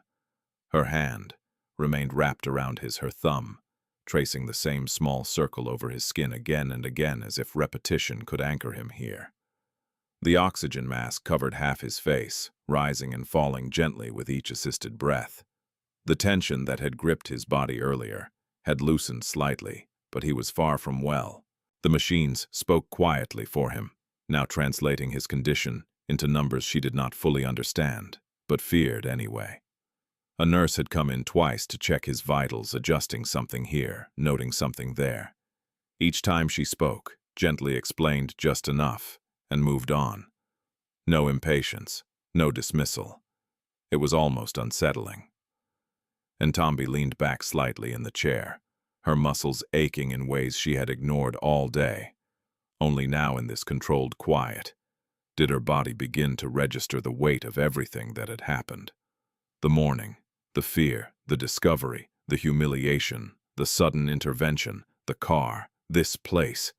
It felt like too much for one day, too much for one life. She closed her eyes for a moment, but rest did not come. Instead, memories did. Not of the restaurant, not of today, but of the years that had led her here. There had been a time, long before Sifaniso's illness, when Ntombi believed in something close to stability. Not happiness. She had never expected that fully, but something steady. Something that did not require constant negotiation with survival. She had grown up in a small township outside Pietermaritzburg, in a house that always felt too small for the number of people inside it, but never too small for laughter. Her mother had been strong in the quiet way that did not announce itself but held everything together. Food was never abundant, but it was shared. Clothes were passed down, repaired, worn again. Life was not easy, but it had rhythm, predictability, until it didn't. Her mother's illness had come without warning and moved quickly. By the time Ntombi understood what was happening, It was already too late to change it. After that, the house changed, not physically, but in spirit. The warmth thinned, responsibilities shifted. People who had once been dependable became distant, preoccupied with their own survival. Ntombi left not because she wanted to, but because staying no longer meant safety. Johannesburg had seemed like an answer then. It had not been. It had been a test. She found work where she could, learned quickly what it meant to be invisible and necessary at the same time, learned how to avoid certain streets at night, learned how to stretch money until it became something almost unreal, learned how to smile when spoken to harshly because reaction often cost more than silence. And then there had been Themba. She let out a slow breath. Even now, thinking of him did not bring anger first. It brought something softer, more complicated. Disappointment, yes, but also the memory of a version of herself who had still believed in being chosen. He had been kind in the beginning, attentive, present, or at least he had seemed that way. Ntombi had not fallen in love quickly. Life had already taught her caution, but he had been patient enough to wait until her caution softened. He had spoken about the future in ways that felt possible. Not extravagant, just possible. When she told him she was pregnant, his face had changed. Not immediately, but enough. Small hesitations, missed calls, delayed replies, promises that stretched thinner each time they were repeated. Until one day he simply stopped. No argument, no explanation, just absence. Ntombi had not gone looking for him, not because she did not want answers, but because she understood something fundamental. People who chose to leave rarely returned with truth. So she had stayed. She had carried Sifaniso. She had given birth in a public ward where women labored side by side, separated only by thin curtains and shared exhaustion. And when she first held him small and crying and alive, something in her had settled. Not peace, but purpose. He had become the reason she kept moving when everything else suggested stopping. Now sitting beside him in a private hospital room that did not belong to her world, she felt that purpose trembling under the weight of uncertainty. A soft knock interrupted her thoughts. She looked up. Sibusiso stood at the door. He had changed nothing about his appearance, but the sharpness of his earlier presence had softened slightly, as if the hospital environment had stripped away some of the distance he carried. "May I?" he asked. Ntombi nodded. He stepped inside quietly, closing the door behind him. For a moment he did not speak. His eyes moved to Sifaniso, observing him not clinically, but attentively. "How is he?" he asked. "They said he's stable, for now." "That's good." Ntombi watched him carefully. "You stayed," she said. He glanced at her. "Of course." She hesitated. "You didn't have to." "I know." There was no arrogance in his tone, no sense of sacrifice either, just fact. Ntombi shifted slightly in her chair. "People usually leave after doing something like this. Something like what helping." Sibusiso considered that. "Maybe they do," he said. "Maybe they don't know what comes after. And you do." "No," he admitted, "but I'm not in a hurry to find out by walking away." The honesty of that unsettled her more than certainty would have. She looked back at Sifaniso. "He didn't used to be this quiet," she said softly. "He used to talk all the time, ask questions, about everything." "What kind of questions?" Ntombi allowed a faint smile. "Why taxis don't fly, why dogs don't go to school, why I always look tired even when I say I'm not." Sibusiso's expression shifted slightly. Not amusement exactly. Something closer to recognition. "And what did you tell him? That taxis are too stubborn to fly, that dogs are smarter than we think, and that I'm not tired." She exhaled softly. "I lied a lot. Sometimes that's another way of protecting someone," Sibusiso said. Ntombi looked at him again. "You speak like you understand that." Sibusiso did not answer immediately. Then quietly, "My mother used to do the same." Ntombi waited, but he did not continue. The silence between them was not uncomfortable, just unfinished. After a moment, she said, "Thank you." The words felt insufficient, but they were what she had. Sibusiso nodded once. "You're welcome." Ntombi hesitated, then added, "I still don't know why you're doing this. I told you that you were there." "Yes, that's not enough for me." Sibusiso met her gaze. "Then let it be enough for today," he said. Ntombi held his eyes for a moment longer. Then she nodded, not because she fully understood, but because she no longer had the strength to question everything at once. She turned back to Sifaniso, adjusting the blanket slightly, her fingers moving with the careful instinct of a mother who had learned to do more with less. Beside her, Sibusiso remained. Not speaking, not leaving, just present. And in that quiet, something continued to shift, not dramatically, not completely, but enough to change the shape of what tomorrow might become. Morning came quietly inside the hospital. There was no rush of taxis, no shouting vendors, no clatter of dishes or sharp commands cutting through the air. Instead, the day arrived through soft light, slipping past the blinds, through the quiet footsteps of nurses, beginning their rounds through the steady rhythm of machines that had not slept at all. Ntombi had not slept either. She had dozed for minutes at a time, her body folding forward in the chair beside Sifaniso's bed, her hand never once leaving his. Each time she drifted, she woke with the same sharp awareness, checking his breathing, watching the rise and fall of his chest, listening for any change that might signal something worse. Now in the pale morning light, she studied his face again. He looked different, not healed, not strong, but less strained. The tightness around his mouth had eased slightly. His breathing, though still assisted, no longer sounded like a fight at every inhale. His fingers, still wrapped loosely around hers, felt warmer in a way that no longer frightened her. The doctor had come in earlier before sunrise. "We are stabilizing him," he had said. Not cured, not safe, but stabilizing. For Ntombi, that word had become something close to hope.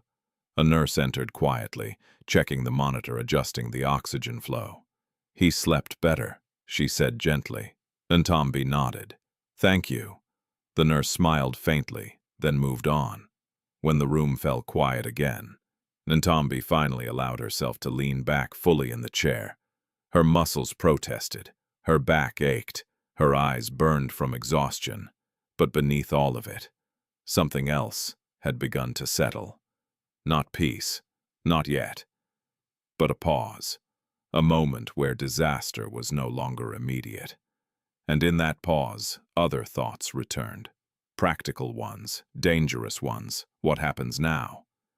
She looked down at her hands. Her job was gone, not uncertain, not at risk. Gone. She had been dismissed in front of customers, in front of staff, in front of a room that had watched and done nothing, until someone powerful stepped in. There would be no returning to Mlabeni Grill. Even if they called her back, which they wouldn't, the humiliation alone would make it impossible. Rent was still overdue. The clinic bill still existed, though now it had been replaced by something even larger, hospital care she had never imagined affording. Her stomach tightened. She turned her head slightly.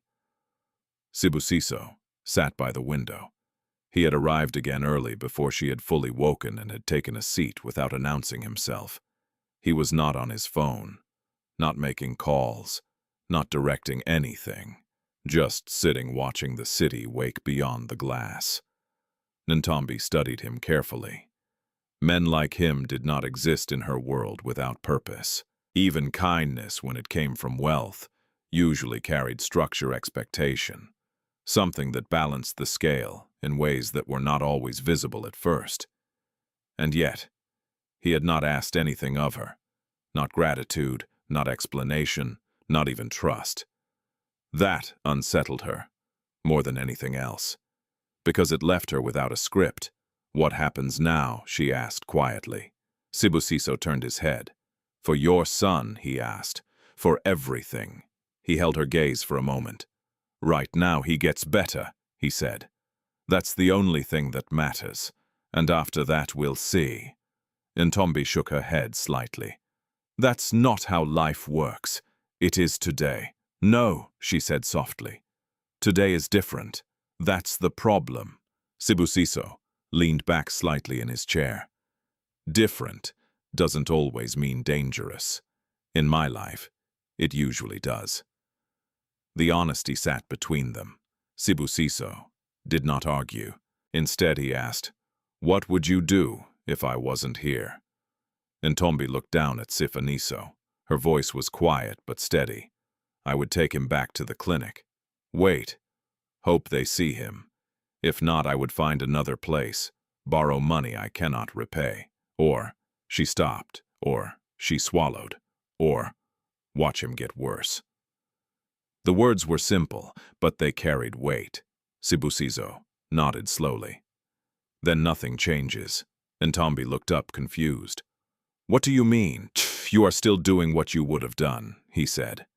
"You're just not doing it alone." Ntombi frowned slightly.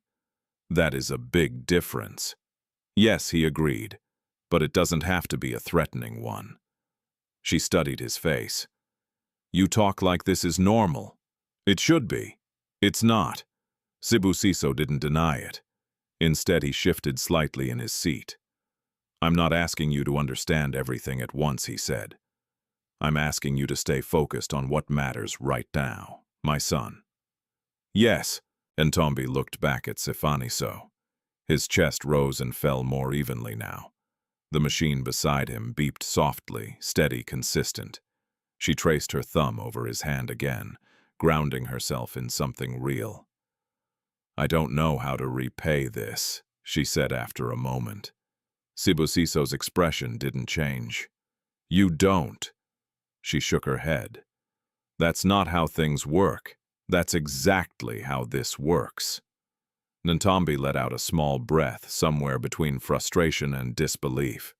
"People don't just do things without expecting something back. Maybe they should." She looked at him again, searching. "Why are you like this?" she asked. The question was not accusatory. It was genuine. Sibusiso didn't answer immediately. For the first time since she had met him, he seemed to look inward rather than outward. "My mother," he said finally, used to say something. Ntombi waited. She said, "The worst thing wealth can do to a person is convince them that other people's struggles are distant." Ntombi listened carefully, and she asked, "And I believed that for a long time," he said. "That distance was natural, that it was earned, that it was necessary." Ntombi tilted her head slightly, and now Sibusiso's gaze shifted briefly to Sifaniso. "Now I'm not so sure." Silence settled again, but this time it felt different. Not uncertain, not tense, just open. A nurse entered again, checking the monitor. "He's responding well," she said. "The doctor will come back shortly with results." Ntombi nodded quickly. "Thank you." As the nurse left, Ntombi felt something inside her loosen slightly. Not completely, but enough. She turned back to Sibusiso. "I still don't trust this," she admitted. "I know, but I don't have the strength to fight it either." "You don't need to." She exhaled slowly. For the first time since the previous day, her thoughts were not racing ahead to worst-case scenarios. They were staying here, in this room, with her son. That, alone, felt like something she had not experienced in a long time. Then softly, "Mama." Ntombi's head snapped down. Sifaniso's eyes were open, not wide, not fully alert, but open. She leaned forward immediately. "I'm here." He blinked slowly, his gaze adjusting. The oxygen mask shifted slightly as he moved. "You didn't leave," he whispered.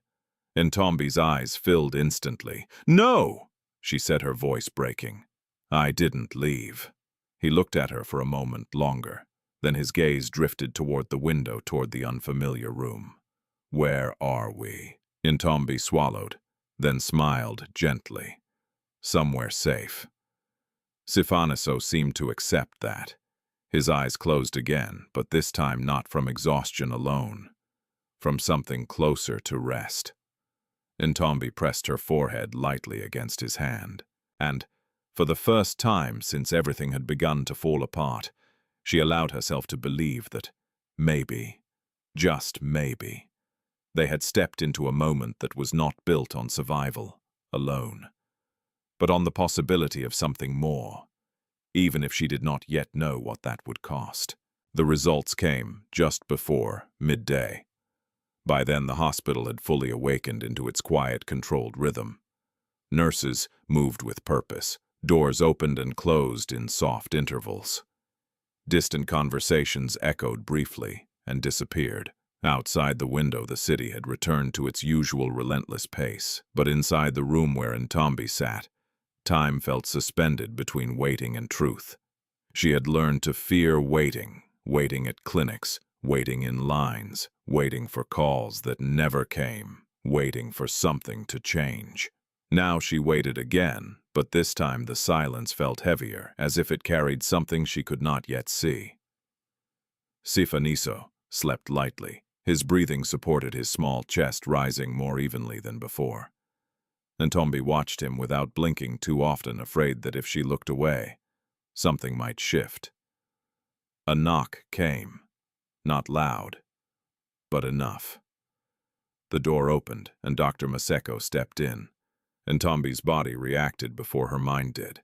She sat straighter. Her fingers tightened around Sifaniso's hand. Sibusiso stood near the window, his posture unchanged, but his attention fully present. The doctor held a file in one hand, a tablet in the other. He did not rush. That alone made Ntombi's heart pound harder. People who rushed often delivered quick answers. People who slowed down carried weight. "How is he?" Ntombi asked before the doctor could speak. Dr. Maseko gave a small nod. "He is stable for now." The word again. Stable. Ntombi clung to it. But the doctor continued, and that single word shifted everything again. "We have identified what's causing his condition." Ntombi's breath caught. Sibusiso remained still. The doctor stepped closer, his tone calm but direct.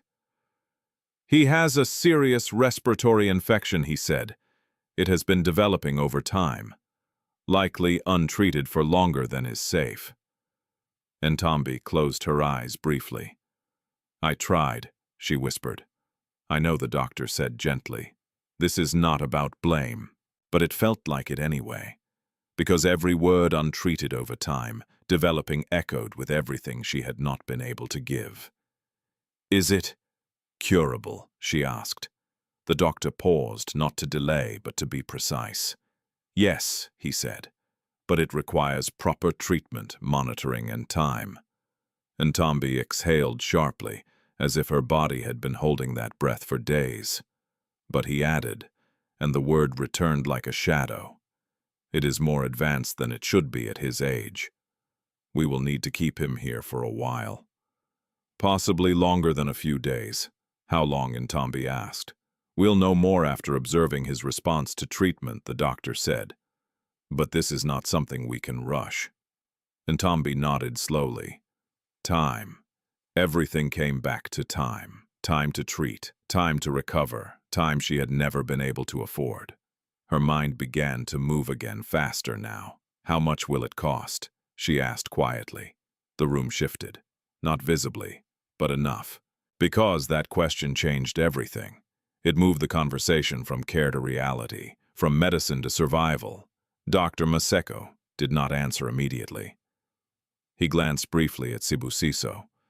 Not for permission, but for acknowledgement. Sibusiso met his gaze and gave a small, almost imperceptible nod. The doctor turned back to Ntombi.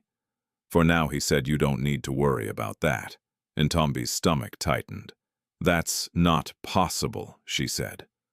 "I always have to worry about that." "I understand," the doctor replied. but arrangements have been made. Ntombi's eyes flicked to Sibusiso. He did not speak. He did not step forward. But his presence answered the question anyway. "No," Ntombi said quickly, shaking her head. "I can't. You can, Sibusiso," said his voice calm. "I don't know what this means," she said, her words rushing now. "I don't know what you expect later. I don't know how this works. It works by your son receiving treatment," he replied. "That's not enough. It is for now." Ntombi's chest tightened. "This is too much," she said. "People don't just do this." Sibusiso stepped closer, not invading her space but reducing the distance just enough to be heard clearly. "You're right," he said. "They don't. Then why are you? Because someone should." The simplicity of it almost made her angry. "Life doesn't work like that," she said. "It can," he answered. Ntombi shook her head again, her thoughts spiraling between gratitude, fear, and something deeper, something that felt like standing on unfamiliar ground. "I've lived too long, knowing that nothing comes without a cost," she said. Sibusiso held her gaze. "Then let this be the first time that something does." Silence followed, not empty, but full. Ntombi looked down at Sifaniso. His face looked softer now, less strained. The oxygen mask moved gently with each breath. He looked like a child again, not just someone fighting to stay alive. Her resistance weakened. "Not completely, but enough. I don't know how to accept this," she admitted. "You don't need to understand it fully," Sibusiso said. "You only need to accept that your son needs care." Ntombi closed her eyes briefly, then nodded. Dr. Maseko stepped forward again. "We'll begin treatment immediately," he said. "Antibiotics monitoring supportive care. He's already responding well to oxygen, which is a good sign." Ntombi looked up quickly. "He'll be okay. We are moving in the right direction," the doctor replied. It was not certainty, but it was movement, and right now movement was enough. The doctor gave a final nod and stepped out of the room, leaving behind a silence that felt different from before. Less heavy, but still fragile. Ntombi sat back down slowly. Her body felt lighter and heavier at the same time. Relief, fear, gratitude, confusion, all layered together in ways she did not yet know how to separate. Sibusiso returned to his place near the window. Not distant, just steady. After a few minutes, Ntombi spoke again. "What happens when he gets better?" The question came softer this time. Less defensive, more real. Sibusiso looked at her. "Then we figure out what comes next." Ntombi studied him. "You keep saying that." "Because it's true." "No," she said quietly. "It's easy to say when you have options." Sibusiso did not deny it. Instead, he said, "Then we make sure you have options too." Ntombi felt something shift again. Not trust, not yet, but something close to the possibility of it. She looked back at Sifaniso. His breathing remained steady. His hand still rested in hers. For the first time, the future did not feel like a closed door.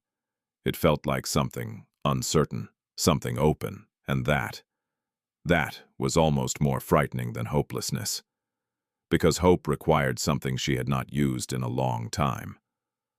Belief. She tightened her fingers gently around her son's hand, and in the quiet of that room, surrounded by machines she did not understand and help, she did not yet trust, and Ntombi began to face a truth she had avoided for years. Maybe survival was not the only thing left for her. But if that was true, then everything she thought she knew about life was about to change. By the third day, the hospital no longer felt entirely foreign. It still did not belong to Ntombi's world, but it had stopped rejecting her presence. The nurses now greeted her by name. One of them, a young woman called Lerato, had begun bringing her tea without being asked. Another had shown her where to sit when her back grew too stiff from the chair beside Sifaniso's bed. Small gestures, quiet ones, but to Ntombi they carried a weight she was not used to receiving. Sifaniso was improving. Not dramatically. Not in a way that erased fear completely. But enough. His breathing had steadied without constant strain. The oxygen mask had been removed for longer periods. He spoke in short sentences, now asked for water, even managed a faint complaint about the hospital food. "I don't like it," he whispered one afternoon. Ntombi smiled through the tightness in her chest. "That means you're getting better." He frowned weakly. "I still don't like it." "Good," she said softly. "You can complain properly when you're strong." He looked at her for a moment, then nodded as if that made sense. Moments like that felt fragile, like something that could disappear if she held them too tightly. But they were real. And that was enough. Still beneath the quiet progress, something else had begun to grow inside Ntombi. Not fear, not exactly. Something more complicated. A pressure. Because while her son was stabilizing her life outside this room, remained unresolved. Her job was gone, her rent was still unpaid. Her place in the world, the narrow space she had fought to maintain, had been erased in a single afternoon. And now, she was here. In a hospital she could never afford. Being helped by a man she did not understand. Each day that passed made the question heavier. What happens when this ends? She had not asked it again. Not out loud, but it followed her in quiet moments. When Sifaniso slept, when the room grew still, when she caught sight of herself in the reflection of the window wearing the same clothes, her hair less controlled now, her face still marked by exhaustion that rest alone could not erase. On the fourth morning, that question finally pushed itself forward. Sibusiso had just finished a brief call near the window when Ntombi spoke. "I need to leave." The words came out before she could soften them. Sibusiso turned slowly. "Why?" Ntombi swallowed. "Because I can't stay here like this." "Like what?" "Like everything is fine." He studied her face. "It's not fine," he said. "But it's better than it was." "That's not the same." "No," he agreed. "It's not." Ntombi stood up, moving slightly away from the bed, as if distance might help her think more clearly. "I've been here for days," she said. "Not working, not earning, not paying rent, just staying. You've been taking care of your son. I've been depending on something I don't understand." Sibusiso didn't respond immediately. Ntombi turned to face him fully now. "I don't live like this," she continued. "I don't take things I can't repay. You're not taking anything." "That's not true." Her voice sharpened slightly, not in anger but in urgency. "This room, this treatment, the doctors, the medication. It all costs something. Just because I'm not paying for it right now doesn't mean it doesn't exist." Sibusiso nodded once. "You're right." Ntombi blinked, thrown slightly by the agreement. "But the cost exists regardless of whether you can carry it," he added. "That doesn't make it my burden to accept. It makes it your reality to navigate." Ntombi shook her head, frustrated now. "You make it sound simple." "I'm not trying to." "Then, what are you trying to do?" Sibusiso stepped closer, not imposing but present. "I'm trying to make sure your son gets the care he needs," he said, "and that you don't walk away from that out of fear." Ntombi's chest tightened. "This isn't just fear," she said. "It's how I survive, by refusing help, by understanding what help usually means." Sibusiso held her gaze. "And what does it mean to you?" Ntombi hesitated. Then quietly, "It means obligation." The word sat heavily in the room. "It means something will be expected later," she continued. "Maybe not immediately, maybe not clearly, but eventually." Sibusiso listened without interrupting. "I've seen it too many times," Ntombi said. "People give, and then they take in other ways. Respect, control, dignity, choices. And you think I'll do that?" Ntombi didn't answer immediately. "I don't know you," she said finally, "so I don't know what you'll do." The honesty was sharp, but real. Sibusiso nodded slowly. "That's fair," he said. Ntombi blinked again, surprised. "You don't have to trust me yet," he continued. "You just have to decide whether your fear is more important than your son's recovery." The words landed quietly, but they cut through everything else. Ntombi turned back toward the bed. Sifaniso was awake again, watching them with quiet curiosity. His eyes moved between her and Sibusiso, trying to understand something he didn't have the language for. "Mama," he said softly. Ntombi walked back to him immediately, her expression softening. "I'm here. Are we going home?" The question hung in the air. Ntombi's throat tightened. "Not yet," she said gently. "Why?" "Because you're still getting better." Sifaniso thought about that. Then he nodded slowly, accepting it in the way children sometimes accepted things that adults struggled to understand. Ntombi sat down beside him again, her hand returning to his. Her thoughts slowed, not because the problem was solved, but because the answer in that moment had become clear. She looked up at Sibusiso. "I'm staying," she said. "Not surrender, not trust, just decision." Sibusiso nodded once. "Good." Ntombi exhaled slowly. "But this doesn't change everything," she added. "It doesn't have to. I still need to figure out what happens after this. And you will." Ntombi studied him for a moment. "You keep saying that like it's easy." "It's not," he said, "but it's possible." The word settled differently now. Possible, not guaranteed, not promised, but open. Ntombi looked back at Sifaniso. He was watching her again, his small hand tightening slightly around hers. For him, she realized she could stand inside uncertainty. She had done it before. She could do it again. Just not alone this time. And that thought, that unfamiliar, fragile shift, was enough to carry her through the moment, even if she still didn't know where it would lead. The first sign that peace would not last came quietly, not through Sifaniso, but through the outside world finding its way back in. It began with a phone call. Ntombi had stepped into the hallway while Sifaniso slept, her voice low as she spoke into her old phone, the cracked screen flickering slightly with each movement. She had been avoiding calls for days, letting messages pile up because she did not have the strength to answer questions she could not resolve. But avoidance, like everything else in her life, had limits. The caller ID showed her landlord's name. She closed her eyes briefly before answering. "Hello." His voice came sharp and direct. "You think I'm playing with you?" Ntombi leaned against the wall, lowering her voice further. "I'm trying to get the money. You've been trying for days. I had an emergency. There's always an emergency." Ntombi swallowed. "Please, just give me more time." "You don't have more time," he snapped. "By tomorrow I change the locks." Her chest tightened. "Tomorrow, you heard me. I have nowhere else to go. That's not my problem." The call ended, just like that. No negotiation, no space, no understanding. Ntombi stood there for a long moment, the phone still pressed to her ear, even though the line had gone dead. Tomorrow.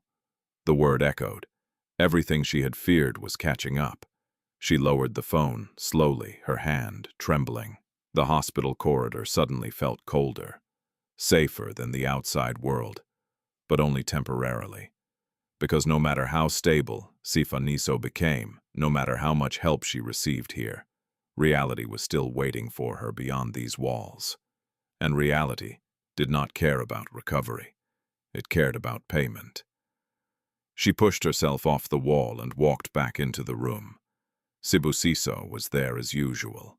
He looked up immediately. Something in her face must have changed, because his expression sharpened slightly. "What happened?" Ntombi didn't answer right away. She walked to the chair beside the bed and sat down, her movements slower than usual. "My landlord," she said finally, "and he's changing the locks tomorrow." The words felt heavier spoken out loud. Sibusiso nodded once as if absorbing the information. How much do you owe? Ntombi shook her head. It's not just that. Answer the question. She hesitated, then gave a number. It wasn't large, not by his standards, but to her it might as well have been unreachable. Sibusiso's expression didn't change. That can be resolved, he said. Ntombi let out a short breath, almost a laugh, but without humor. Of course it can. For you too. No, she said quickly. Not like this. Sibusiso watched her carefully. This is exactly what I was talking about. She continued, her voice tightening. It starts small. Help here. Fix something there. And suddenly, I'm not standing on my own anymore. You're already not standing on your own, he said calmly.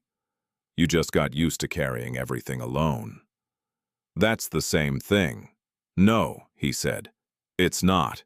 Ntombi shook her head again, her thoughts spiraling. You don't understand, she said. If I let this continue, I lose control. What control? He asked.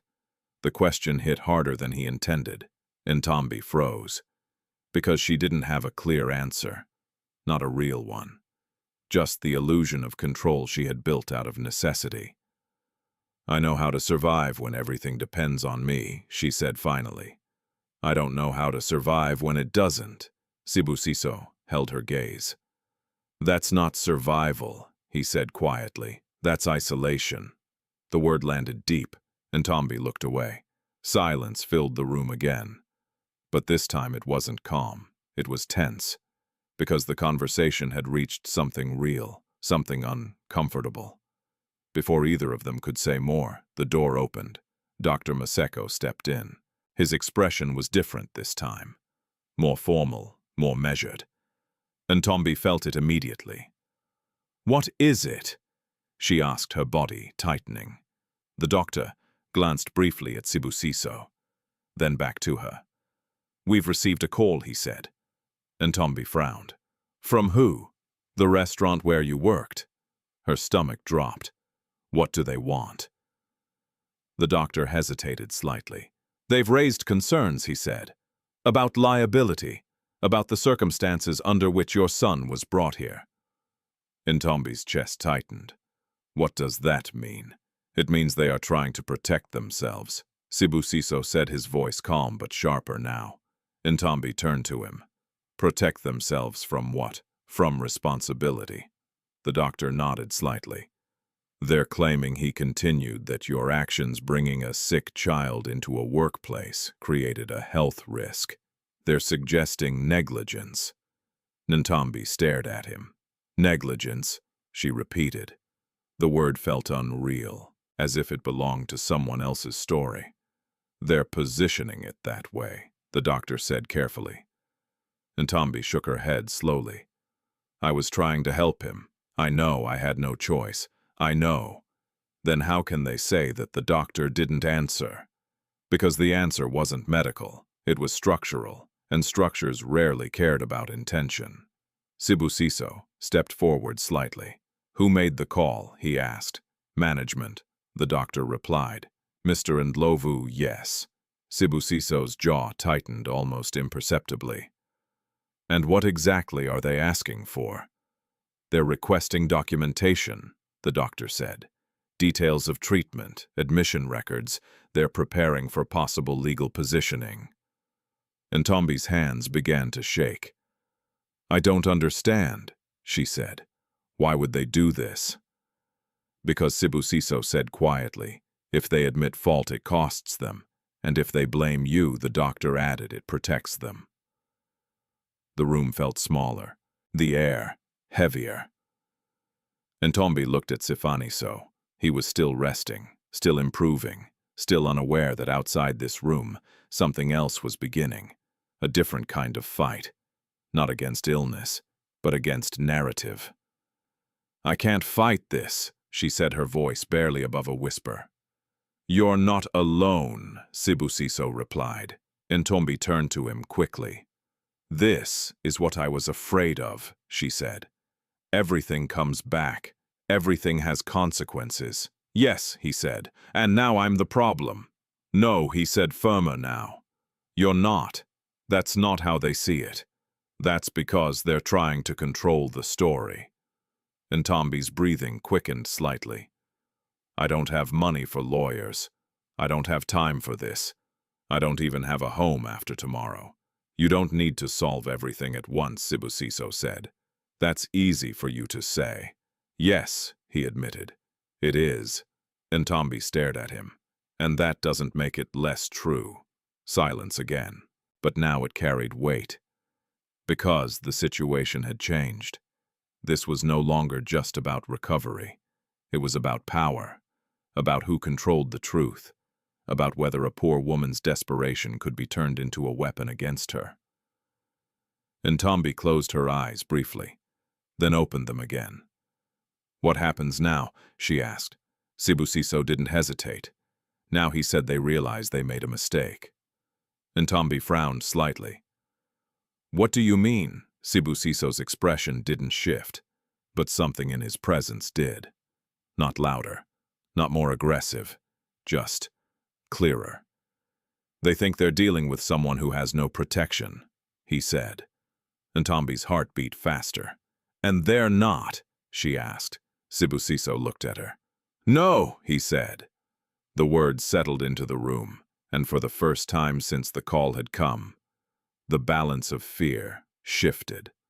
Not gone, but no longer one-sided, because whatever was coming next was no longer something Ntombi would have to face alone. The shift did not happen loudly. It did not arrive with raised voices or dramatic declarations. It arrived through decisions, quiet, precise, irreversible decisions. By late afternoon, the hospital room had changed again, not in appearance but in energy. What had once been a place of waiting had become something else. A place where something was about to unfold beyond Ntombi's control, but not against her. Sibusiso had made 2 calls. Not long ones, not emotional ones, just clear, focused, and final. Ntombi had watched him from her seat beside Sifaniso, her fingers still wrapped around her son's hand, her mind trying to keep up with the speed at which things were beginning to move. She didn't interrupt, because something in his posture told her this was not the moment to ask questions. It was the moment to observe, to understand, to see what kind of man she had stepped into orbit around.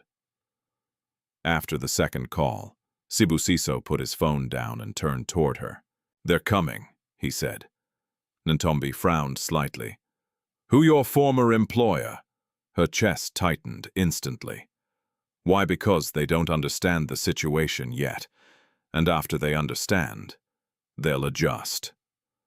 The calm in his voice unsettled her, because it carried certainty, not hope, not possibility, certainty. Ntombi looked down at Sifaniso. He was awake now, propped slightly against the pillows, his eyes clearer than they had been since the day before. The oxygen mask had been removed for longer stretches, and though he still looked weak, there was life in his expression again. Mama, he said softly, watching her face. Are you okay? Ntombi forced a small smile. I'm okay. He studied her for a moment, then nodded slowly, accepting the answer even if he didn't fully believe it. Who are we waiting for? He asked. Ntombi hesitated. Before she could answer, Sibusiso stepped closer. People who made a mistake, he said simply. Sifaniso blinked. Are they coming to say, sorry? The innocence of the question hung in the air. Sibusiso looked at him for a moment. Yes, he said. Something like that. Ntombi felt her throat tighten. She wasn't sure she believed that. Not fully. Because in her experience, people who caused harm did not return to acknowledge it. They moved on. They justified. They rewrote. But they did not come back.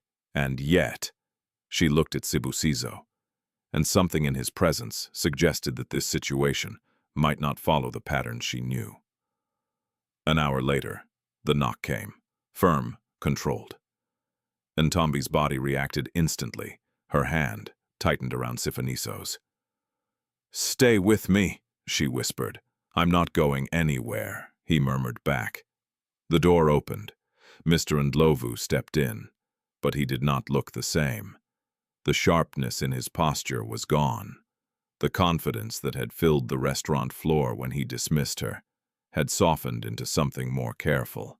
Behind him stood another man, older, dressed in a formal suit, carrying the quiet authority of someone used to higher-level decisions. And behind them, Zanele. Ntombi's breath caught. The room felt smaller again, but not in the same way as before. This time it wasn't her being cornered. It was something else. Mr. Ndlovu cleared his throat. Mr. Mthembu. He said, his tone respectful, now almost cautious. Thank you for agreeing to meet. Ntombi's head snapped slightly towards Sibusiso. The name landed differently now. Mr. Mthembu. Not just a man, a name that carried recognition. Wait. Sibusiso didn't move from where he stood. You wanted to speak, he said. Mr. Ndlovu nodded quickly. Yes, we've reviewed the situation. The second man stepped forward slightly. I'm Dlamini, he said, Regional Operations Director. Ntombi felt her pulse quicken. This was no longer just about one manager. This had moved higher. We were not fully aware of the circumstances when the incident occurred, Mr. Dlamini continued. And we regret how it was handled. Regret. The word sounded practiced, but it was there. Mr. Ndlovu shifted slightly beside him. We take the well-being of our staff seriously, he added, though his voice lacked the same confidence it had carried days earlier. Ntombi said nothing, because she didn't know how to respond, because part of her still expected this to turn, to twist, to become something else. Sibusiso stepped forward slightly. Let's be clear, he said. What happened was not a misunderstanding. The room stilled. It was a failure, he continued, of judgment, of leadership, and of basic human decency. Mr. Ndlovu's face tightened, but he didn't interrupt. Mr. Dlamini nodded slowly. We acknowledge that, and the attempt to shift responsibility, Sibusiso asked. A pause. Then that will be withdrawn, Mr. Dlamini said. Ntombi's breath caught. Withdrawn. Just like that. The threat that had begun to form. Gone. Not because she had fought it, but because someone else had stepped in with the power to stop it. We would also like to offer. Mr. Dlamini hesitated slightly, choosing his words carefully. Reinstatement of employment. Under improved conditions. Ntombi blinked. Reinstatement. The word felt unreal, after everything. After the humiliation. After the dismissal. Now this. She looked at Sibusiso. He didn't react. Not yet. Mr. Dlamini continued. Full salary coverage during medical leave, flexible scheduling, and additional support moving forward. Ntombi's thoughts raced. This wasn't just an apology. This was correction. System-level correction. And it was happening in front of her. Without her having to beg. Without her having to fight. Without her having to prove her worth. She started, then stopped. She didn't know what to say. Because part of her still didn't trust it. Sibusiso spoke instead. She won't be returning to the same conditions, he said. Mr. Dlamini nodded quickly. Of course. And Mr. Ndlovu. The room tightened again. Mr. Ndlovu shifted. He began, then stopped. For the first time he looked directly at Ntombi. Not with authority, not with irritation, but with something closer to discomfort. I handled the situation poorly, he said. I apologize. The words were stiff, unfamiliar, but real enough. Ntombi stared at him. This man who had dismissed her in front of a room full of strangers, who had reduced her struggle to a violation, who had stripped her dignity with calm efficiency, now standing here, apologizing. It didn't undo what had happened, but it changed something, because power had shifted, not quietly, not invisibly, but completely. Ntombi looked down at Sifaniso. He was watching everything, trying to understand, trying to make sense of a world that had hurt him and helped him within the same breath. She squeezed his hand gently, then looked back up.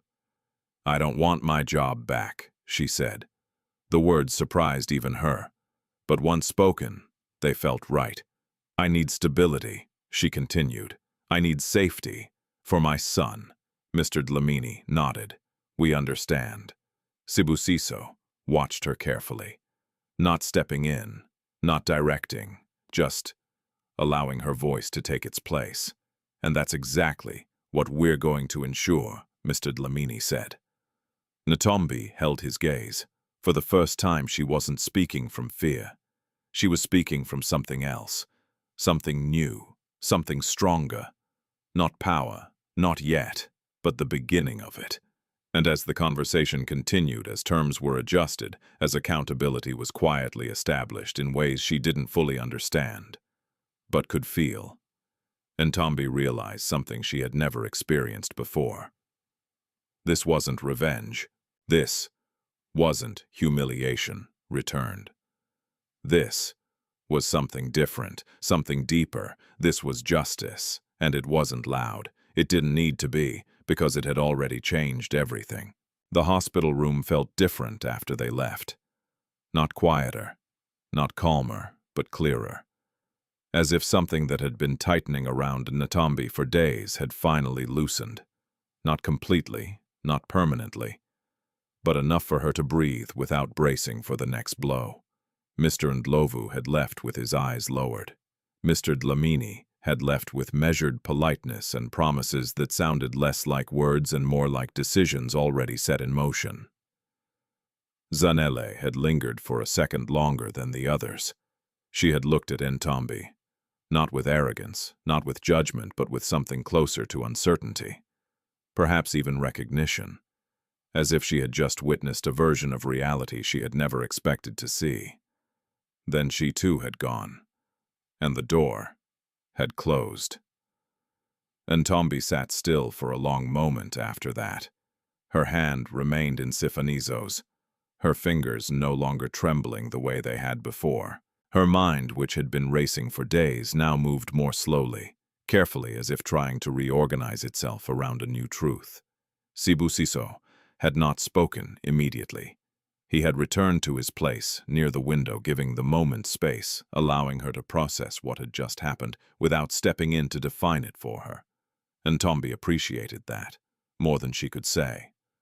Because for the first time in a long time, something had happened in her life that did not require her to react immediately, just to survive. She could sit with it, feel it, understand it. Sifaniso shifted slightly in the bed. "Mama," he said softly. Ntombi leaned forward at once. "I'm here. Are they gone?" "Yes." He blinked slowly. "Did they say sorry?" Ntombi paused, then nodded. "They did." He considered that. "Then it's okay." Ntombi felt something inside her tighten and soften at the same time. Children understood things in ways adults complicated.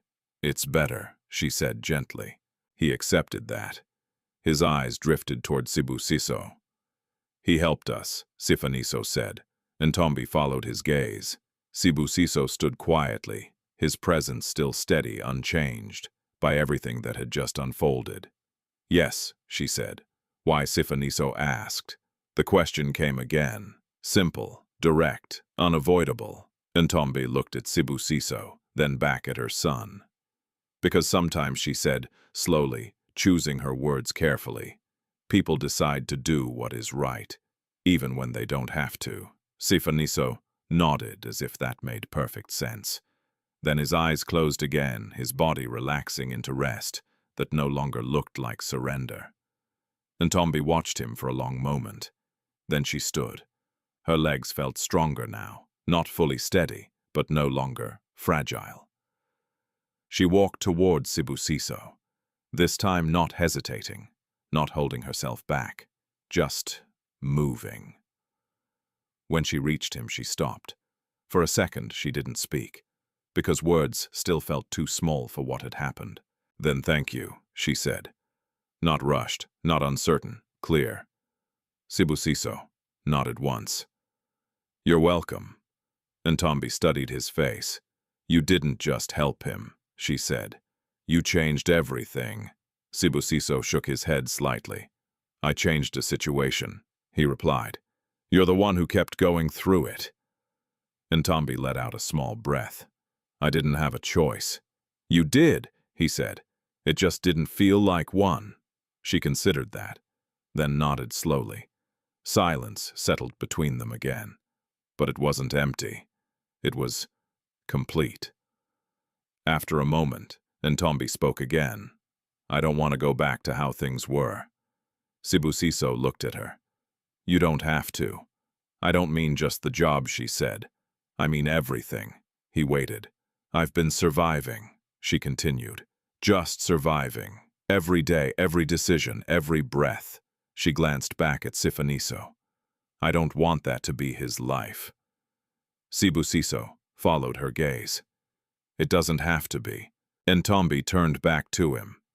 I don't know how to build something different. You learn, he said. How one decision at a time. She nodded slowly. That sounds simple. It's not, he said, but it's possible. That word again, possible. Ntombi let it settle. For the first time, it didn't feel like something distant. It felt reachable, not guaranteed, but real. What happens now? She asked. Sibusiso didn't answer immediately. Then, now he said we make sure your son finishes treatment. Ntombi nodded. And after that, Sibusiso met her eyes. After that, he said we build something that doesn't collapse the moment life becomes difficult. Ntombi felt her chest tighten slightly. Not with fear, with something else, something unfamiliar. Hope. Not the fragile kind she had learned to distrust, but something steadier, something grounded. She looked back at Sifaniso, then at Sibusiso, then at the room around her, and, for the first time, she saw it differently. Not as a place she didn't belong, but as a place she had stepped into. A place that had changed the direction of her life. Not through luck, not through fantasy, but through something real, through choice, through intervention, through the refusal to look away. Ntombi exhaled slowly. I'm ready, she said. Sibusiso raised an eyebrow slightly. For what? She smiled faintly. To stop just surviving. Sibusiso nodded. Good. Because that was where everything truly began. Not with rescue, not with money, not even with justice, but with a decision. And as Ntombi returned to her seat beside Sifaniso, her hand finding his, again her posture no longer weighed down by fear alone. She understood something she had never allowed herself to believe before. Her life had not just been interrupted, it had been redirected, and this time, she was not walking into the future alone. Sometimes life does not break us in loud, dramatic ways. Sometimes it wears us down slowly through bills we cannot pay, through choices we should never have to make, through days where survival becomes the only goal. Ntombi's story is not rare. There are thousands of mothers, fathers, and children living inside similar realities every single day, quietly and visibly carrying burdens no one else sees. But what makes this story different is not just the struggle. It is the moment someone chose not to look away. Because kindness, real kindness, is not about convenience. It is not about charity that feels good for a moment. It is about stepping into someone else's reality and deciding that their pain matters enough to act. And sometimes, that single decision can change everything. If this story touched you, tell me in the comments. Where are you watching from, and what time is it there right now? And if you believe that kindness, justice, and second chances still matter in this world, don't forget to like, share, and subscribe, because stories like this remind us of something important. No matter how hard life becomes, we are never meant to face it alone.